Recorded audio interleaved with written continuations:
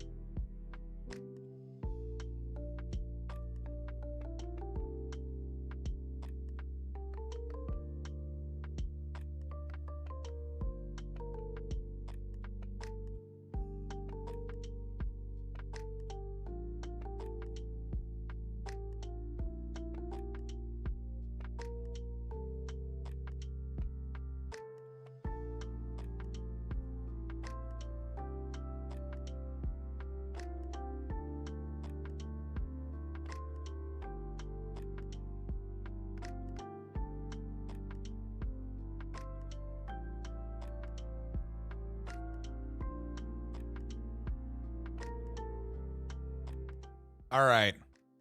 See, the good news about the good news. Good news. Bye, everybody. The good news about not having everything automated right now is that if I don't want the timer to go all the way, I don't have to have the timer go all the way, and I can just start stream because I'm like, I'm just going to twiddle my goddamn thumbs for another, minute and a half or so. Hello, everybody. Welcome on in. Alec, thank you for the 13 months. Christine, thank you for the 1 month. I appreciate it. 13 months. That's like a day one member over here on YouTube. That's crazy. That's crazy to think about that got launched. I remember that. I remember rolling that out. That's wild. That's wild. Thank you so much. Guys, if you're not a member, first off, consider becoming a member over here. It helps me out a ton. Helps to keep the lights on. There's a lot of lights on here in the office. Second off, welcome. 2 streams in a row. Who am I? Who am I? I mean, like, 2 streams, like, in a week, right? I haven't done this many streams in a week in years. Cody, hello. John, hello. Wine and Dine, hello. Fish Brad, hello. Christine, hello. Roy, hello. J-Glow, hello. CureCon, hello. Thriller, hello. Pokemon Premier League, hello. Christine just gifted out 10 members. Goat. Oh my God. Thank you so much. Hey, look at that. We have alerts. I didn't even know we had alerts. Thank you so much. That's incredibly kind. You guys just got a membership. You better say thank you or you're banned. And now they're all individually going to pop up. God, I really need to figure that out. That is incredibly, incredibly kind. Thank you so much for the 10 members. You caught one. Who caught those? Let me scroll up. Fish Brad caught one. Silverless caught one. My wife caught one. Troy caught one. Thomas caught one. Ellie caught one. Dan caught one. CJ caught one. Casey, Playmaker. Y'all better say thank you. Thank you. I appreciate that so much. Swapped accounts for that. There you go. Please don't ban me. There you go. Seasons SPL's gotten you into Draft League? Hell, dude, Draft League's a drug. Draft League, when I was doing 2 drafts in the same day, I just put it right in there. It's so good. I love Draft League. I draft love league. Videos are popping. Listen, hey man, I'll take it. I'm happy to hear the videos are doing well. It's CBAD season 2024. I love it. Uncle Sam is rewarding me big time. Well, thank you very much for sharing that love over here. I really do appreciate it. Came from Playmore. John might be the GOAT of all time. Like, if there's a GOAT, the greatest of all time, that might be John. That might be the Playmore team over there. He is an empire, and I absolutely love it. It is such a fun way to do it. It's true. Hey, what's up, Dave? How you doing?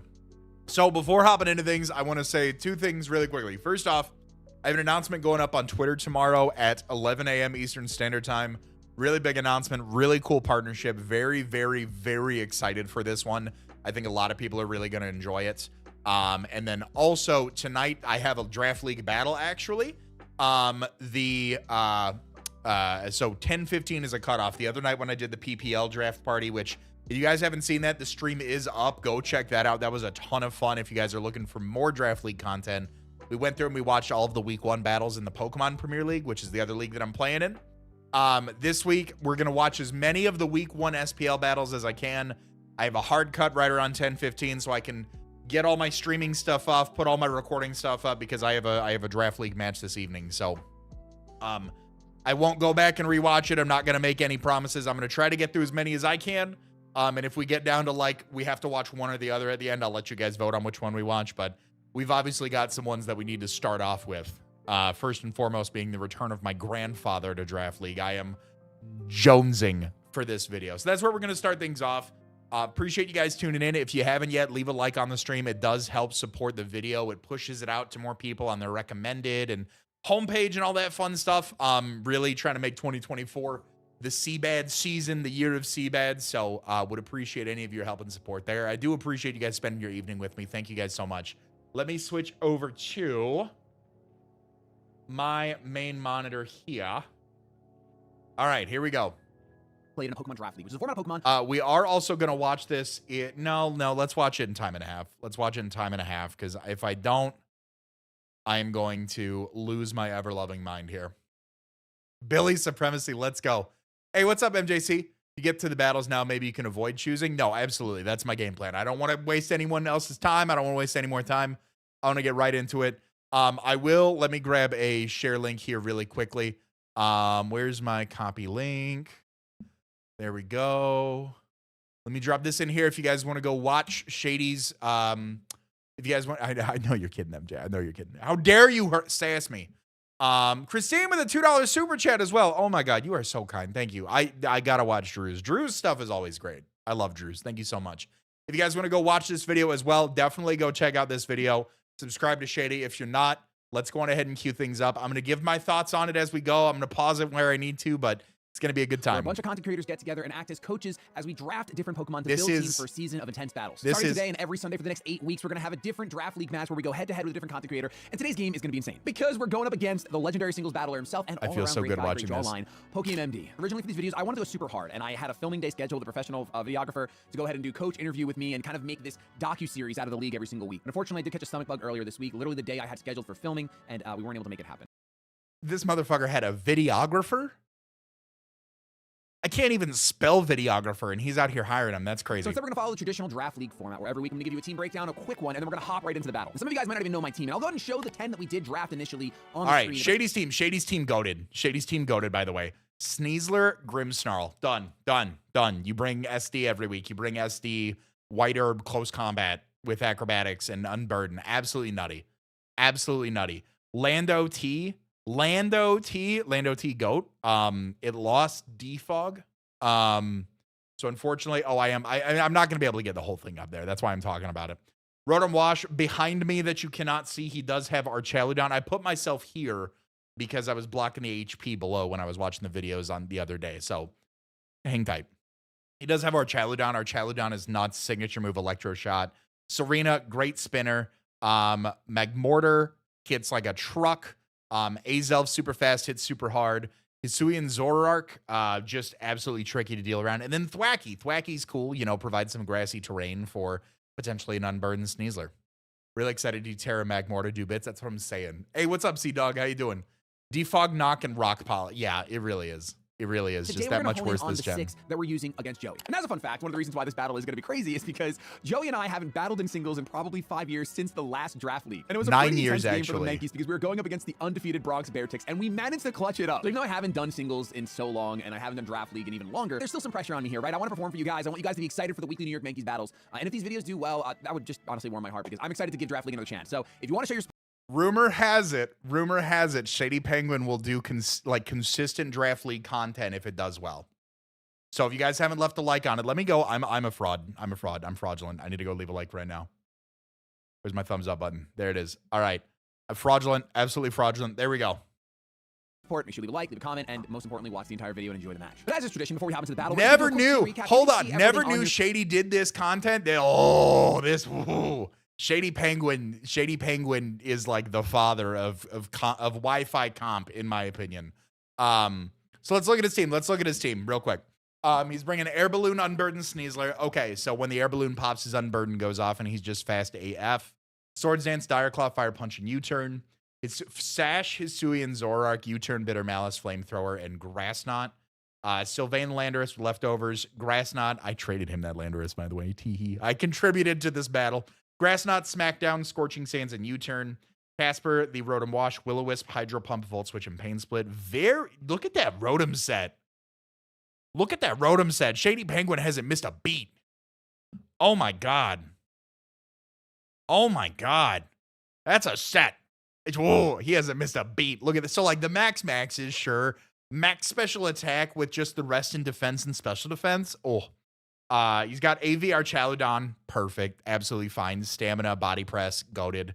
AV Serena, triple axle seed bomb, U-turn and rapid spin, max attack, some defense there. Okay, I like it. Let's get into the battle now that we've seen his team. I do like how he's doing the team builder. So he puts everything up first. That you probably do a lot of and then he damage, goes over these sets. He go on each one of them I'm not going to go over all individually. of that in detail, but that was the main reason why I drafted, because it has some versatility modes. It's a super strong, super fast mod. All right, it has Unburden, which where's this week we decided to run my Air battle? Here we go. Your coach of the New York Yankees. We're going up against Joey Pokémon MD. week 1, which is not something I Oh, really God, wanted, but my you know what, face it's what we cam. have, and we're going to take notes immediately on his team. Cinderace, Swampert did come. This was kind of something I was expecting in my prep. Scizor as well. Lycanroc. We both did not bring our Terra Captains. All right. I All really right, didn't think I'm I down was here gonna bring now. them. I was like, I kind of got in my own head. I'm down maybe here now. Bring the Basculin because of just, you know, reasons. I don't want to assume one way or another if he has a front office. There's other things I would have done, but I know what I want I to do. don't know if Frame he's one. historically I done wanna one. I leave think he Hubert. does build all himself. And the way that I want to do this for the rest of my positioning should be that we want to put Sylvain next. So he's going to lead Sash Zorark. Then I believe Dedue, Flame, and Rotom. We want to appear as Rotom. I don't know. Does anybody know? Either the Lycanroc. Does anybody know Shady's nickname theme? By the way, does anybody know that? I don't know the nickname theme. I haven't gotten there. Swampert lead is here. Now, there's no Thundurus, which I was so afraid of. I was so afraid of a Thundurus lead. Oh, the mascot pick? Oh. So I'm kind of pumped about that. Mascot pick would have been great. Ideally, I kind of knew he had to bring the Hisuian Quillfish. Wait, is that he's not a Terra Captain though? Is he? Fire Emblem theme? Okay. Okay. Wait, 3 houses. Thank you. Thank you. I think he just has the 2. No, maybe he has 3. Oh, I gotta check. Did I gargle? I think I gargled hardcore. Hold on. Hold the phone. Let's see something. This music's going way too hard. Oh gosh. Is Shuckle a Terra Captain? No, don't tell me. Okay, wait. Where are the LA Wakers? Shuckle is not a Terra Captain. I'm not Shuckle. Quillfish. Okay. Nekruff is the lead. I was wondering where he got Shuckle from. I was like, brother, what? Okay. So he leads Lycanroc, and we know this is Sash Zorark. Ooh, and this is just like pretty obvious rocks, I would say. I'm gonna go for straight up Bitter Malice. I'm pretty sure that's what I want to do. Lower your attack. You're gonna set up your rocks. The only thing I could do is I could U-turn right out into. Don't U-turn. Don't U-turn. Don't U-turn. Yeah, Bitter Malice. They both will reveal immediately who I am. Actually, I'm gonna U-turn. I'm gonna U-turn here. We're gonna see Stealth Rocks do go up. I'm going to immediately U-turn. Now, what moves does Lycanroc learn? Lycanroc. Oh, hold on. He's gonna know. That did so much damage. That you know, I'm not a Rotom, so I didn't click Volt Switch. It's a Lion King shirt, Mario. But we're gonna go right out into Serena here. Let's see. Do you get anything that would scare me a ton? It looks like you get Fire Fang, which is kind of brutal. I guess I gotta run a little calc on that because that is kind of scary. Okay. If we go, this is a free spin. If you brought the Fire Fang, it's a free spin. I feel like it does not OHKO even remotely close. Okay, cool. So let's just immediately go Rapid Spin here and get rid of Rocks Frame 1. We'll see Stone Edge. Stone Edge comes through. Does a lot of damage, but not enough to take me out. I am there. We invested go. Quite a bit. Ooh, but if he's max speed, I don't have speed actually. That's a dagger. I will admit that's a dagger. But what we can do is this is just Serena's job anyway for the most part. I'm gonna Seed Bomb here. This is Serena's job. We're gonna see the withdraw actually straight. I would have U-turned. Yeah, so we have that's Stealth Rock fine. and Stone Edge on you. We're gonna see the Quillfish come out. Stealth Rock and Stone Edge. Now this thing is gonna want to set up hazards as well. So kind of a dagger. I can U-turn for free here, definitely. U-turn is gonna be helmet. And I have no idea what Quillfish wants to do. I'm not gonna lie, Quillfish is a mysterious mon for me. Quillfish be doing stuff. No idea. I just know that it likes spikes. I know that it gets taunts. Oh, nice crit. Now the good news is no helmet. Okay. Joey has to my ground type moves is going to be the Latias, right? So here I have 2 options. I could go out into. I could go to Hubert here. Actually. Probably Eviolite. But I don't have anything super effective. I could it's go taking, out Rotom, it's taking some of those good hits. I can see it. But I think because you're most likely, if you have any physical, if you have any attacks that's gonna be physical, I don't think you do get Blizzard. You do get Ice Beam. That's a dagger that you get Ice Beam. Okay, I think for me then, I think I'll OHKO you with Scorching Sands if I go for that. That's kind of my best bet here. Yeah, I think you're fine to go on Orlando. The play as well. You know what? I'm actually going to go to Casper as a little bit of a middle ground. I don't think it's going to be especially offensive. He's doing Quillfish. We are going to see spikes get set up. So that's kind of a dagger for sure. I could have just like triple act. Is it a dagger? Is it a dagger? I love Shady. Done it again. Quillfish is pretty slow, it looks like, based on that. Quillfish is 85 speed. Thomas, I like what you said where he's like maxing out the pain split right there with no HP investment. Oh, that's fire. I like that. He has the Cinderace, which could be immune to Willow. Let me see. Do I just Volt Switch here? Get some damage off and put you inside of range? I could do that. Because Sylvain is immune anyway. You know what? Let's Volt Switch. He goes for Barbarage. That's some damage. Faster. And he gets the poison. Snags up poison. Let's go. He says dagger like 17 more times. There you go. Has a 50% chance of poison. That's pretty high. I didn't get to see how much damage I just did, which is really, really bad because I was looking at Smoke Off. But I think with Spikes up, the best thing for me to do probably is to just go out either into Dedue or to go on into Sylvain. I think I'm going to go on to Sylvain here. Oh, yeah. Because even if we see the Latios come in, I can pivot with Rotom, right? We don't take any Spikes damage. We can obviously take this thing out. Now, I kind of want to check. I don't think U-turn might do enough, actually. I'm going to do a little bit of calking here against a regular, just standard Quillfish. I don't know what it's actually good for, but U-turn does not take it out. Scorching Sands obviously does. Smackdown does not. So I either have to commit to the Scorching Sands and take him out, which I think is fine. Latias will be faster than me and could double dance. But you know, I think it's fine. I'm going to Scorching Sands here. We're gonna Scorching Sands and take this thing out. So oh, there we go. That was our whole goal, baby. Our whole goal is not to get 6-0'd. There you we go. are in a pretty rough spot with 1 layer of spikes breaking the sash on my Zoroark when it comes in. You got to spin those away. Right, Bandito, the Swampert. This is a scary thing. Is there a world where Swampert is Choice Scarf and outspeeds me? There's like a slight baby world where that happens, right? Let's see. If you're Choice Scarf, you do outspeed me pretty easily. I'm just like getting that vibe completely. I no idea, honestly, no idea. But I'm just getting the vibe that you're going to be Choice Scarf, and this thing is super, super important. So I think what I'll do is I'll go out into Casper here. I'm just going to go out into Rotom. Choice Scarf Swampert, really? Not like Rindo? I feel like I'm a pretty good wall-ish for this thing. I'm Poison, which is a dagger. We're going to see Flip Turn, actually. Ooh, good Flip Turn. Very good Flip Turn. Swampert Flip Turn is problematic for me because I don't have hazards. I do not have hazards up. I could have eaten that Flip Turn. I definitely should have eaten that Flip Turn. I mean, he wasn't bringing... Did he have Grass Knot? No, it's U-turn. Well, I'm going to assume that it's not. We should be okay to next time go for a stronger move with Lando. I believe my Lando is literally running Grass Knot. So, okay, it is running Grass Knot. Grass Knot. But if he's not Choice Scarf, I really think he's Rindo. We're going to see Twin Is it? No, I don't want to know. I don't want to know. I don't want to know. I go for a Volt Switch here. It's like the only thing I can do. I think that there's a real danger in this thing potentially setting up. It is the #1 threat to my team on his team. So I'm just going to Volt Switch, take a hit, and get out. Or, you know, if he takes me out, he takes me out. But this is definitely the like pivot game is real. We're going to see Draco Meteor out the gate. I'm pretty sure that'll take me out. Yep. Okay, but that's okay. Special attack harshly falls. So this puts me in a spot where I can maybe take advantage of that. I can't go on Hubert at all until Spin is done. With the special attack drop, I think I can actually get rid of the spikes and save my Hubert's Focus Sash. The only dagger is that my Focus Sash... I'm going to save my Focus Sash, but at what cost? I mean, it doesn't matter. I'm here anyway, right? I'm here anyway. I Rapid Spin. I'm Assault Vest, so that's the whole reason why I think at -2 I'll live another one. And if I don't, it is what it is. If I don't, it is what it is. At that point, I might just go and see what we can do. You got it. I might just have to Come on. I really wish I would have Grass Knotted and just burned that Rindo. We're going to see Draco does connect, but I'm Assault Vest. I don't take it. Oh, I damn. really thought maybe I could. I really thought Flame could take it at -2 with the Assault Vest. It is what it is.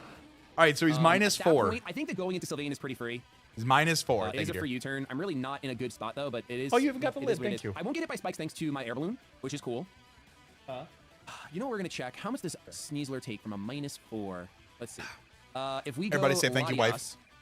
Brought me my water. -4 Psychic. What's that doing to me? A -4 Psychic does a lot of damage, but it does not take me out, and that would pop my Air Balloon and put me in a really sweet spot. But I have to fear Bullet Punch anyway, so I don't think I can actually do that. Dagger. This could be the op, though, especially if he's choiced. But if he's choiced, he's always going to be choiced, right? That's true. Let's go on to Lando. If he's choiced Scarf, he's always going to be choiced. That Serena loss is such a dagger. It is such a dagger. This is a free U-turn here, obviously. It's the only move we can go for. We might see Swampert actually come back out. If Swampert does come back out, I'll be a little... I won't be too sad. Bandito, that is the Swampert, yeah? That is the Swampert. We'll get some chippies off with a U-turn. And I'm just going to full reveal. Is that... Let me see. Do I full reveal this? I think so. Based on my attack stat, if Landorus had a chance to Oko, I want to say that... I mean, it's really my only option. I could go out into Air Balloon Sneasler here. Actually. A +2 Dire Claw Swampert I don't think is taking you out. Let's see. +2, yeah, that's 40%. Ah, you're just not low enough. Okay, let's go into Hubert. We're breaking our Sash, which is a huge problem. This is just straight up Hubert. He's going to see it. It is what it is. We'll go Grass Knot. This is worst case with this Illusion Mon. But we will Grass Knot here. If he swaps, he swaps. I think that Joey did just bring... Is it?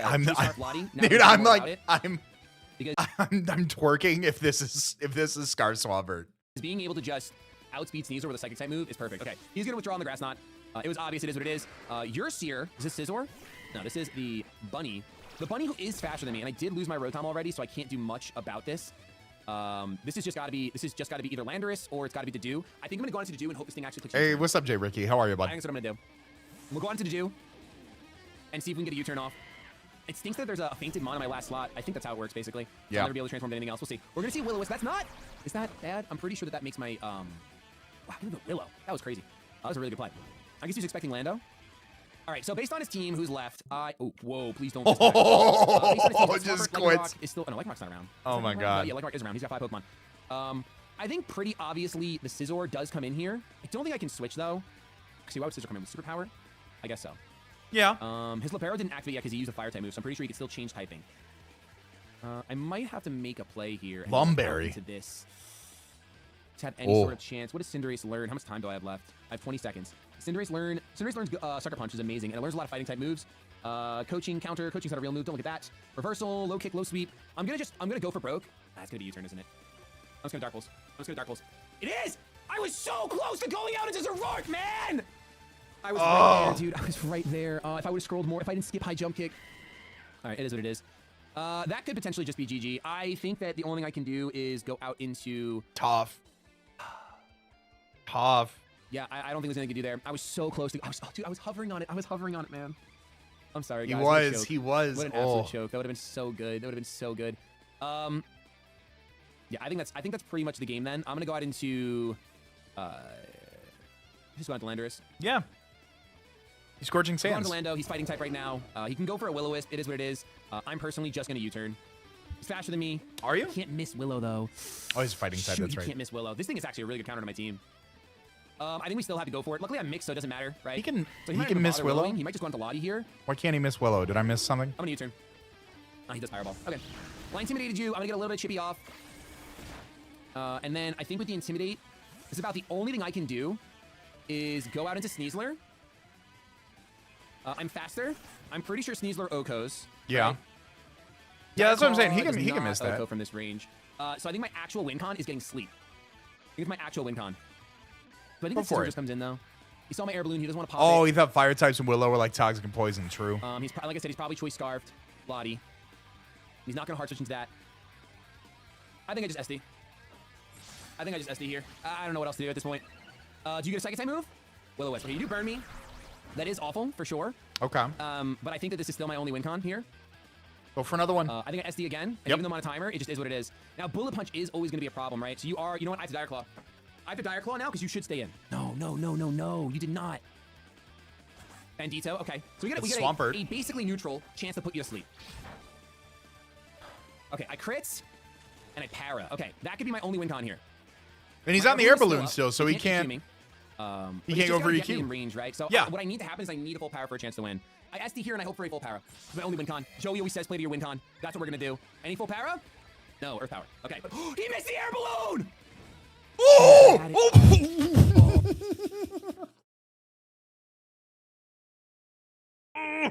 Oh my god. Oh man. Oh, do it again. Do it again. Do it again. Do it again. Do it again. It does nothing. Full power. Nope. What is happening? Oh, is this just like? Oh, you know what he's probably doing? He's smart. Oh, he doesn't want to activate the Unburden. He doesn't want to activate the Unburden. For free. I feel that. That's really smart. Okay. Right. Oh, that's really smart. I'm gonna U-turn. That's really smart. Really smart. Okay. Okay. I dig it. I dig it. I dig it. All right. The only thing I can really try to do is lock the Lottie into something else. So, yep. Let's go ahead. Let's just go on to Zoroark. Yep. Let's just go on to Zoroark here. Because I can see exactly that's what he wants to do. Does not want to pop my air balloon. He didn't miss the air balloon. He saw the air balloon. He saw right through it. Damn. We're going to see the Scizor come out here. That's fine for me. I think he's obviously going to Bullet Punch just for damage, right? He's in the winning position. I'm going to Flamethrower regardless. We'll see Bullet Punch. Is it banded? It is absolutely banded. Without a doubt. Damn. Without a doubt, it is banded. Okay, so banded Scizor probably just cleans up anyway. Yeah, absolutely. I could have like swapped out into this, I guess, but the Scarf Lottie is just going to be way too strong for this team. Scorching Sands. Does he bother switching out? Not really. There's no reason. He's just going to get damage off as much as he can, I would think. Yeah. I think he gets as much damage. Oh, he does withdraw. Oh. Damn. That's not. No way is that Lottie. Okay, it's Ursier. Okay. So we'll take out the Ursier. He doesn't need it anymore, so he lets it go down. Yeah. Makes perfect sense. I'll get a little bit of recovery here. Right? Or do I not have, I was going to say, where's my lefties, bro? I'll get a little bit of recovery here. I think it's like the first time my Scissor's great. Rocks, by the way. I wish it still had Roost or... No, it still has Defog. I wish it had Roost still. Come out. I know your choice scarved. Oh, no, actually, Lycanroc. Interesting. Lycanroc is... Wow, your team is so fast, dude. It's actually crazy. Trying to think. Do I have a win con here? I think my win con is going out into Shamir, forcing the air balloon to pop, and getting super lucky with Dire Claw. Like, I need to go for, like, Accelerock for Chippies, and pop my balloon. The only chance I have. And then I need crits out the wazoo. We're going to see Endeavor here, actually. Okay, I like that. It does pop my balloon, and I am fast, baby. Yeah, Dire Claw. Here's how we win. You ready? We have a line of play. We Dire Claw, we get the status, we get the sleep, and we get the SD. Watch. Nope, okay. He lands a Stone Edge, and it's obviously to take me out. And then now he's even weaker, so Endeavor is an even better move for my opponent. Oh, man. What a dagger. I didn't have the room to run fighting this week on Nekruff, honestly. I mean, for Nekruff. I honestly didn't see the Nekruff coming, so it's kind of cool to see it. Now Nekruff will just go for Endeavor. Bring me on down nice and low. Latias can come out. Choice Guard, finish me off. Week 1. Damn. Yeah, I'm pretty bummed. Not gonna lie. I feel like I could have played a lot better, but it's my first singles battle in so long. And, man, yeah, when's the last time Shady did like a legit Wi-Fi battle? I believed he would bring Squawkabilly for the meme since he was forced to draft it, but it makes perfect sense not to. And Scarf Lottie is just terrifying. Scarf Lottie is absolutely terrifying. And that's it. I'm gonna click U-turn. because it doesn't matter, and I should go down to a Mist Ball here. Mist Ball got buffed too. GG Joey, GG week 1. New York Yankees unfortunately take the L. We'll see what we do next week. GG's. He trimmed that. 29.52 battle ended at 29.51. Damn, he trimmed that. Guys, if you're not subscribed to Shady Penguin, go subscribe. I'm going to drop the link here again in chat for you guys to go subscribe, leave a like. The better Draft League does, the more Draft League content he puts out. That's all I'm saying. That's all I'm saying. Okay. So next up, we have Playmore and we have Nexus. Now, full disclosure, I have not seen Playmore's draft content. I wanted to wait. I wanted this to be a raw live reaction. So we are going to watch Playmore's side. I love Nexus. I love Nexus's live comms. I do want to watch Playmore's because I love it. I love it. I'm subscribed. Let's leave a like. Let me drop a share in case you guys want to go subscribe and leave a like as well. Show some support to my man John and his team. Nexus GOAT commentary. That's facts. That's absolute facts. There's the link to the Playmore channel. 25,000 subscribers with like 2 draft seasons. Absolutely crazy. Absolutely love it. All right. We are 1.5 times speed. We are on 1080p premium and enhanced bitrate. How do you upload in that? I want to do that. I'm about to message him and be like, what are you doing? I want to do that. All right. Playmore week 1 versus Numb Nexus. Let's get it. The second season of the SPL is finally here, and Playmore is taking on the Toronto Tyrants. This is a game I've been excited for a very long time, Tyler. Expectations are very high, and it seems like a lot of people are high on our draft. People are ranking it as one of the best drafts, if not the best draft, but looking at week 1, our opponent's team is not too shabby. A lot of crazy Oh my God, I love the graphics too. Guy Rodwell, absolutely. Guy's the GOAT. I like John. Love John. All right, let's take a look at the mat. I love this. I love this. Okay. Iron Valiant, Garchomp, Metagross, Hisuian Electrode, Vaporeon, Severuledge, Iron Jugulus, Cyclizar, Amoonguss, Glastrier. This is a very offensive team. Holy shit. This is like a really... Oh my God. I think I have to play them. Fuck. All right. Nexus team, Meowscarada, Kyurem, GG's, Enamorus, Incarnate, right? Jirachi, Ursaluna, Blastoise. I just watched a game in the PPL with Ursaluna, Blastoise. Absolutely terrifying combo. Talonflame, Galvantula with Electric, Ice, and Fairy. Toxicroak, Fighting Dark and Steel. Interesting to see Fighting Dark and Steel and not something to capitalize on the dry skin. Just my 2 cents. And then Frogadier. Frogadier's crazy. I've used it in a low tier league before. That's awesome. Okay, let's watch. Tyler, I'm seeing 2 frogs. You could argue maybe the one hole in our draft this season is the lack of frogs, and I'm seeing not 1, but 2 more frogs than I would like to see on the opposing side. When you're going up against Playmore, you're probably scared to bring those 2 frogs, but an opportunity not just to send a message to all the frogs, to send a message to the SPL in the first match that Playmore has this season. But enough from us. Let's see what Coach Ben brought for this matchup. Hello, Playmore fans. The Benroll is back. I love the Benroll. Benroll. Week 1 against Nexus. Here's the squad we're bringing. First, we have our number 1 draft pick, Iron Valiant. Shut up. That was such a cool transition. Benroll is back and ready to take on week 1 against Nexus. Here's the squad we're bringing. First, we have our number 1 draft pick, Iron Valiant. That's the same ding outro that yesterday or Tuesday we were watching intros and I brought up my CBAD gaming intro. That's the same ding I used, by the way. Not copyrighted. I'm sure we just Googled ding noise and grabbed the first one. It's going to be our cleanup sweeper this game. Mixed attacking with Endure. Endure is so we can live Zoro, a Talonflame if it's Tail Wings, which has priority no matter what our speed is.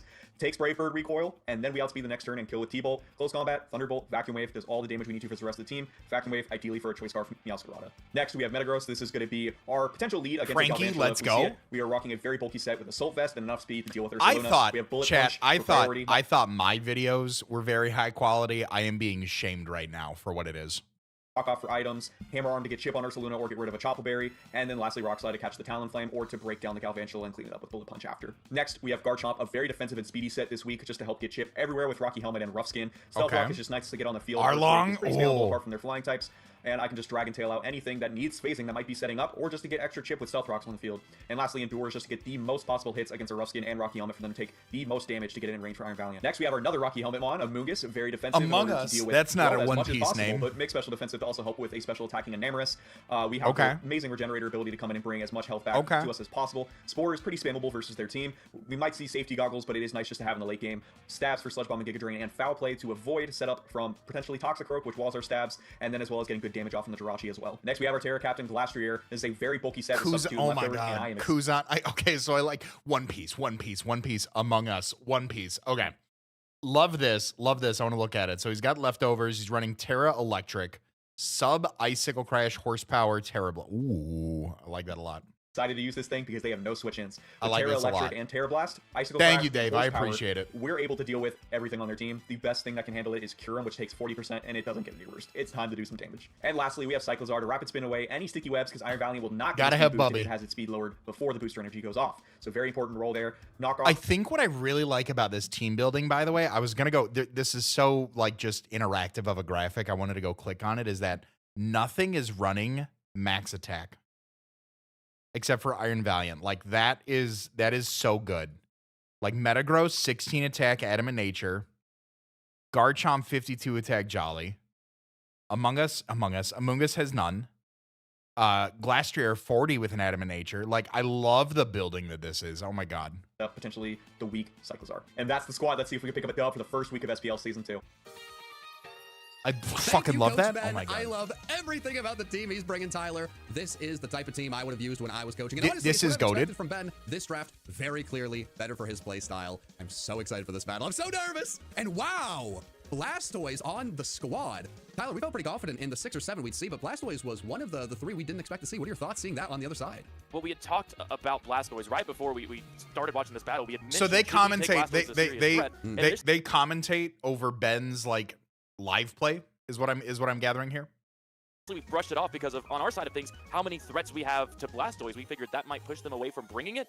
Yeah. That was not the case, and to their credit, that main threat being Hisuian Electrode, we didn't bring that. Maybe they were banking on that being the case, and if that was the first prediction, they nailed it. Before we get Kyle into the A, battle, my we must goat. talk about the official sponsor Kyle A, my goat, never lost once. What's going on, brother? How are you?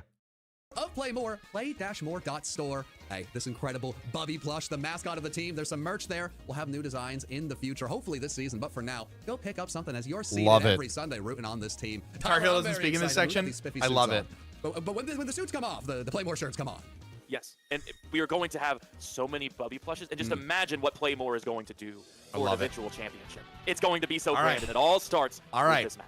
It really does. Now, Numb Nexus is someone I have battled many times before, an old friend of mine. This is a battle I've been looking forward to. And this is a Pokemon I've been looking forward to see in battle, but it's not the matchup we love to see. Just pops it. The Penner Oh my God. going on the offensive. Now, Glastrier is a very, very, very bulky Pokemon. He might be predicting a U-turn, allowing him to get a slow sub-up with anything that comes in. And he's talked about, hey, nothing really wants to deal with this thing one-on-one. So this, a bold first play, but I really like it, Tyler. The main threat that he also told us about I'm with speechless. Jirachi is hazards. He was worried about stealth rocks with the Jirachi, and I wonder if he's thinking that still here on first turn, it's going to try to get those hazards up, and it does. That's a fantastic holo, and now that this thing is electric type, it's going to resist Iron Head unless I am very incorrect and forget Pokemon. So we might be able to keep a sub up without Jirachi breaking it easily, and it does not want to stay in on a high horsepower, but it doesn't really have anything that he wants to switch in. I mean, his team is not one that's I'm very ready to take on twerking this over thing. this right now. Is he That making a was big prediction here? One of the main things we talked about with Glastrier is how there is really nothing on the other side. that I'm matches up with it. You twerking. mentioned it, especially now with the Terra. Nothing wants to switch into it. This is a huge turn. Okay. Yeah, this is a... Actually, I mean, this is still really fantastic, right? I mean, the sub is going to go away. We learn a little bit about Jirachi. Stealth Rock, Psychic, Nose and Headbutt, and we get the good damage on, but the Berry.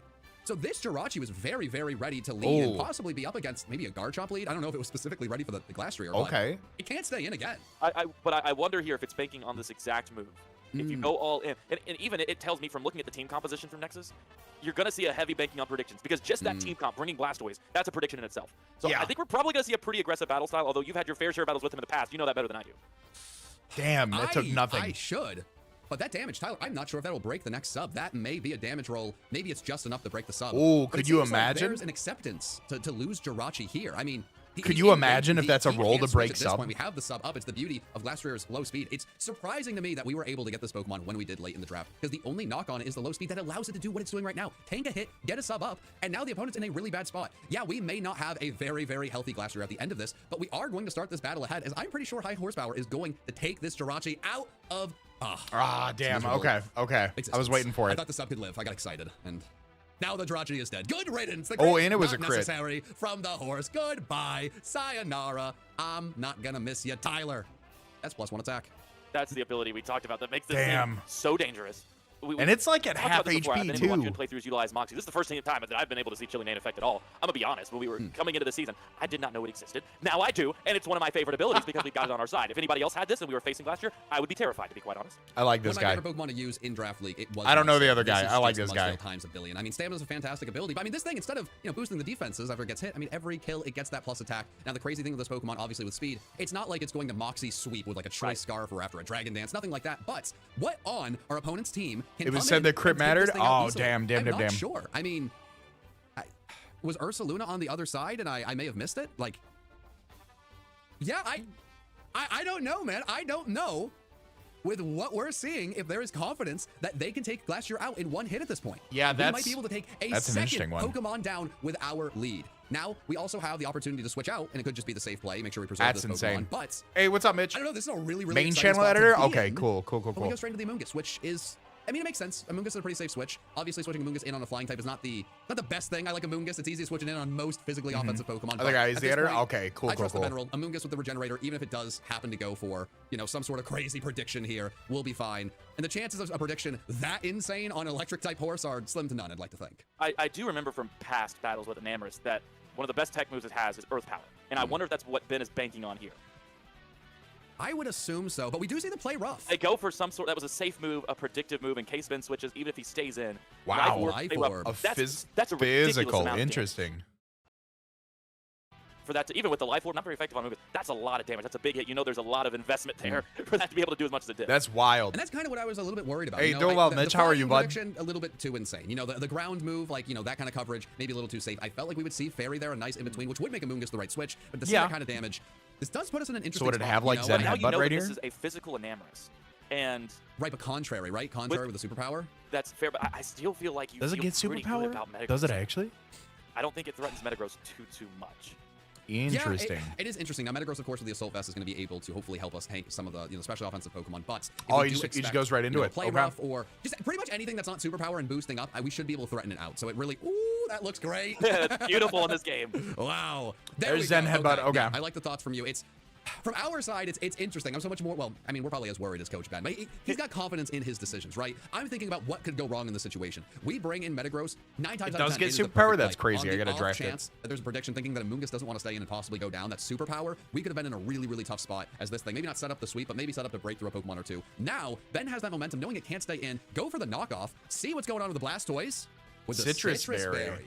Ooh. Okay. But no decision. I'm seeing a lot more people run Citrus Berry like without like a belly drum or like a like goat over here with Greedent and Cheek Pouch. I'm really curious the thought process behind that. Like why not? Like why berry versus leftovers, is kind of where my head's at. No smash, Blastoise over here. And with the Citrus Berry, I mean, Absolutely fire. know, Love Playmore. I guess it's not the white herb you might have expected, but it does feel like it could be some setup Blastoise, something that's meant to take a hit, heal up a little bit, and then deal some pretty big damage. Metagross doesn't really have the coverage to take this thing on in a big way. Turns But 2-hit Coach Ben might KOs just to 3-hit want to get KOs. some Okay. damage on I it like and that. Revenge it with something else. I don't know. I'm a little nervous about Is this. this just a wave crash Blastoise? Would be my guess. Possibly, but yawn. Ooh. Interesting, huh? Maybe the Citrus Berry is just to help it stick around and be annoying. Yeah, I don't think I've ever actually gone against a Blastoise like that, but that can be really, really useful. Thankfully for us, we can immediately switch out, but that's the whole purpose of Yawn. You go for Yawn, you kind of force a switch.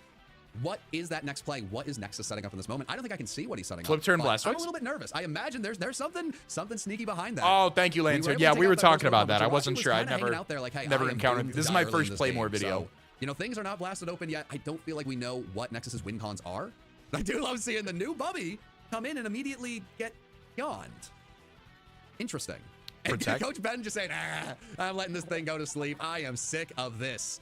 And you know Yeah, what? get the I rocks like away. the move, one, because you get rid of the hazards, and two, if it's got Ice Beam, it's going to use it, and you're going to find that out. And there it is. No, man, you are on top of it. My man went away to research and come back even better for season 2. This is just, it feels great in so many ways, Tyler. It's great to be back. It's great to be in the booth with you. And you know what? It's great to have Stealth Rock's gone with Jirachi out of the game. That was absolutely starting to be an issue. The Yawn forcing us to switch around. I think the interesting thing there, I mean, Stealth Rocks are good, but Stealth Rocks aren't really hurting our team too much. And with our Glastrier becoming electric type, it's not even like the 25%. So if that was the plan, just Yawn and get some, Stealth Rock damage, it doesn't really fill me with too much fear. This is a dicey switch, though. You're anticipating it goes for probably a water type move here, and it's Wow. that's our guy. That's our guy.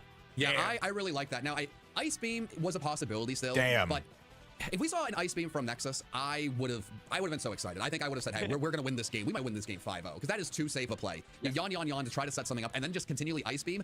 You know, nothing good's really going to come from that. Talonflame. This way, with that flip Like turn, SD Talonflame right now goes nutty. Out, which is really big on his part. And Ben made the fantastic play to say, hey, Rocky Helmet, let's hurt that Blastoise a little bit more. I love seeing this overall, but I think we're going to end up being on top in this little exchange. Now, that's toxic. huge. Wow. Great skillful play there from Ben. Wow. Threw it up all the way. And to be fair, there was a decent amount of skill. I really like Nexus's play with the flip turn to bring in the threat and try to set up, but because Ben made the aggressive and correct switch to Amoonguss, you know that thing's going to go for the Swords Dance. It was brought in, you know, to set up, try to scare out the Amoonguss and cause some damage. Ben stays. I'm like so enthralled in this, like I'm so enthralled in like the style of commentary that I feel like I have like nothing to offer myself other than just like my fucking blank stare right now. I love how Ben is playing. I absolutely love how Ben is playing. I love how Nexus is playing. I love how Ben is playing, just like able to counter that just very like immaculately so far. But now, not only was that damage enough to get rid of Gale Wings, which is huge for Iron Valiant late into the game, but that is true. With the poison, which was skillful, it's on a timer, which is fantastic. Now, this is still a +2 Talonflame, but Tyler, Talonflame doesn't have the highest attack stat in the world. No. And Tyler, I think that's a dead Talonflame. We eat that just fine. With the rough skin, the recoil, all of that together. Ben was orchestrating that all the way. Like, that's just beautiful. Damn. And I love the start with Amoonguss because in almost every single situation, and that's why the Swords Dance, you know, for sure is coming on the other side. Amoonguss, what's the #1 thing it's known for in competitive? Spore. You're assuming that's going to be play. Ben knows there's no shot I do this. It's probably got goggles on to prevent that. Swords Dance, you get the damage, not just to get the Gale Wings gone. Very skillful poison like we talked about. They know you're going to switch. They're going to go for the aggressive attack. Skillful this poison. Garchomp was set up specifically for this moment. All of that entire sequence, while I know the poison is an RNG thing, all of that was orchestrated from prep days in advance of this match, and it just goes exactly as planned. That's where the prep matters, and that's what makes Ben Mushroom such a superior good to birds, confirmed facts. And really just to piggyback on that, the poison actually wasn't part of the Talonflame going down, and it really shows the incredible prep for, you know, the Beneral. And really it shows, hey, last season was a fantastic season. We did pretty well for ourselves. But this season, this team is a lot, you know, more equipped to do what Ben really wants to do, as we see the Endure here. He has Endure on multiple Pokemon. I've not seen this used. If he triple axles on the Endure right now, I might lose my mind. By many draft league coaches, and hey, maybe all the top coaches are using it willy-nilly. Maybe that means I wasn't one of them, but to have Endure on 2 Pokemon is really, really interesting, Tyler. And we're about to see if that prep we've been talking about, if this team we've been talking about, I might lose my mind. As this guy is terrifying. The other thing with Ben that we should mention is he went off in the offseason and won a whole other draft league championship. And then he comes in here, what is being regarded as the best team drafted in the SPL this year. So he's been working on the coaching skills. The drafting skills are there too. Okay. No, absolutely. And this is a pretty safe play. So he's still going to get the rough rock. I'm completely fine with it. Some really nice damage against the Meowscarada. He's still going to get the rough rock. Killed the Garchomp easily if we did not go for Endure. We can save the Garchomp if we want as just you know, true. a Pokemon to sacrifice later for a little momentum. But I'd assume we want to sacrifice it here as Meowscarada is scary. And with rough skin, whatever they want to go for, it's going to be a little bit of damage. But I don't know. It is interesting. This is or you hit the 50-50 on Endure. But we could go into Amoonguss. Hard wallet. Maybe it doesn't go for knockoff twice in a row. But I feel like knockoff twice in a row is free. So, okay. I feel like the only perk here with saving Garchomp is just in case later on you've got a chance to get yourself rocks up. It's our one hazard Pokemon that we got in this battle. Yeah, no, there is that. Trying to save it. Well, it also has a really good speed tier, right? It's going to outspeed most Pokemon on the other side. That can be really nice. Bubby asleep isn't really going to do anything. Is that a Scarf Meowscarada then? Right, we were able to get. I don't know the speed tiers off. I know Cyclizar is pretty fast, but I don't remember if Meowscarada is faster. Prep stage, we're not worried about it anymore. The question now, as he looks like Glastrier, is what do we want to bring in to either threaten Meowscarada out or take it out? Now, Zoro's a possibility, but I think he really wants to save that to clean up late game. Absolutely. So especially in this situation where we've got Gale Wings are out a little here, slower. Okay. Meowscarada. If that thing's gone before you bring in, I wasn't 100% on my speed tiers right out of the gate. It's sweet. It's got the booster energy for speed. You can steal it from there. This is the last obstacle to get through before you get to that point. Yeah, we don't have a damage calc in front of us. It's difficult to really say if, you know, Kuzan over here, I don't know how to pronounce any of these names. He's going to be able to live the hit easily. For our purposes, we're going to call him Kyle Kuzma. Yeah, that's our guy. NBA champion Kyle Kuzma. I just need them to take anime nicknames and pronounce them horribly the entire season. That's all I need. I mean, hey, Kuzma was able to do what we wanted him to do, which forces out the Blastoise that skillfully dodges. You know, it just as accurate from deep as Kuzma. It's a good comparison. We may need to drop the Kuzma name. You know what? Kyle's in. Kyle, yeah, we'll cut the last half. Yeah, Kyle. I feel he's like going to Metagross here, I feel like. Blast. Now, maybe Blastoise outspeeds, goes for the flip turn, and that is why Ben wants to possibly sacrifice the Garchomp. But This is an interesting spot. You know, we possibly want to keep the Glastrier for the Meowscarada in the future. Okay, thank you. I was a little confused with what we were seeing. It felt like this is straightforward. Take out the Blastoise. So. It's frustrating with the Yawns. We are going to have to switch here. And this is where Yawn Blastoise, as I set up a little bit straighter. I'm a little bit worried. This is where this thing really becomes a problem. Hey, he was yawn.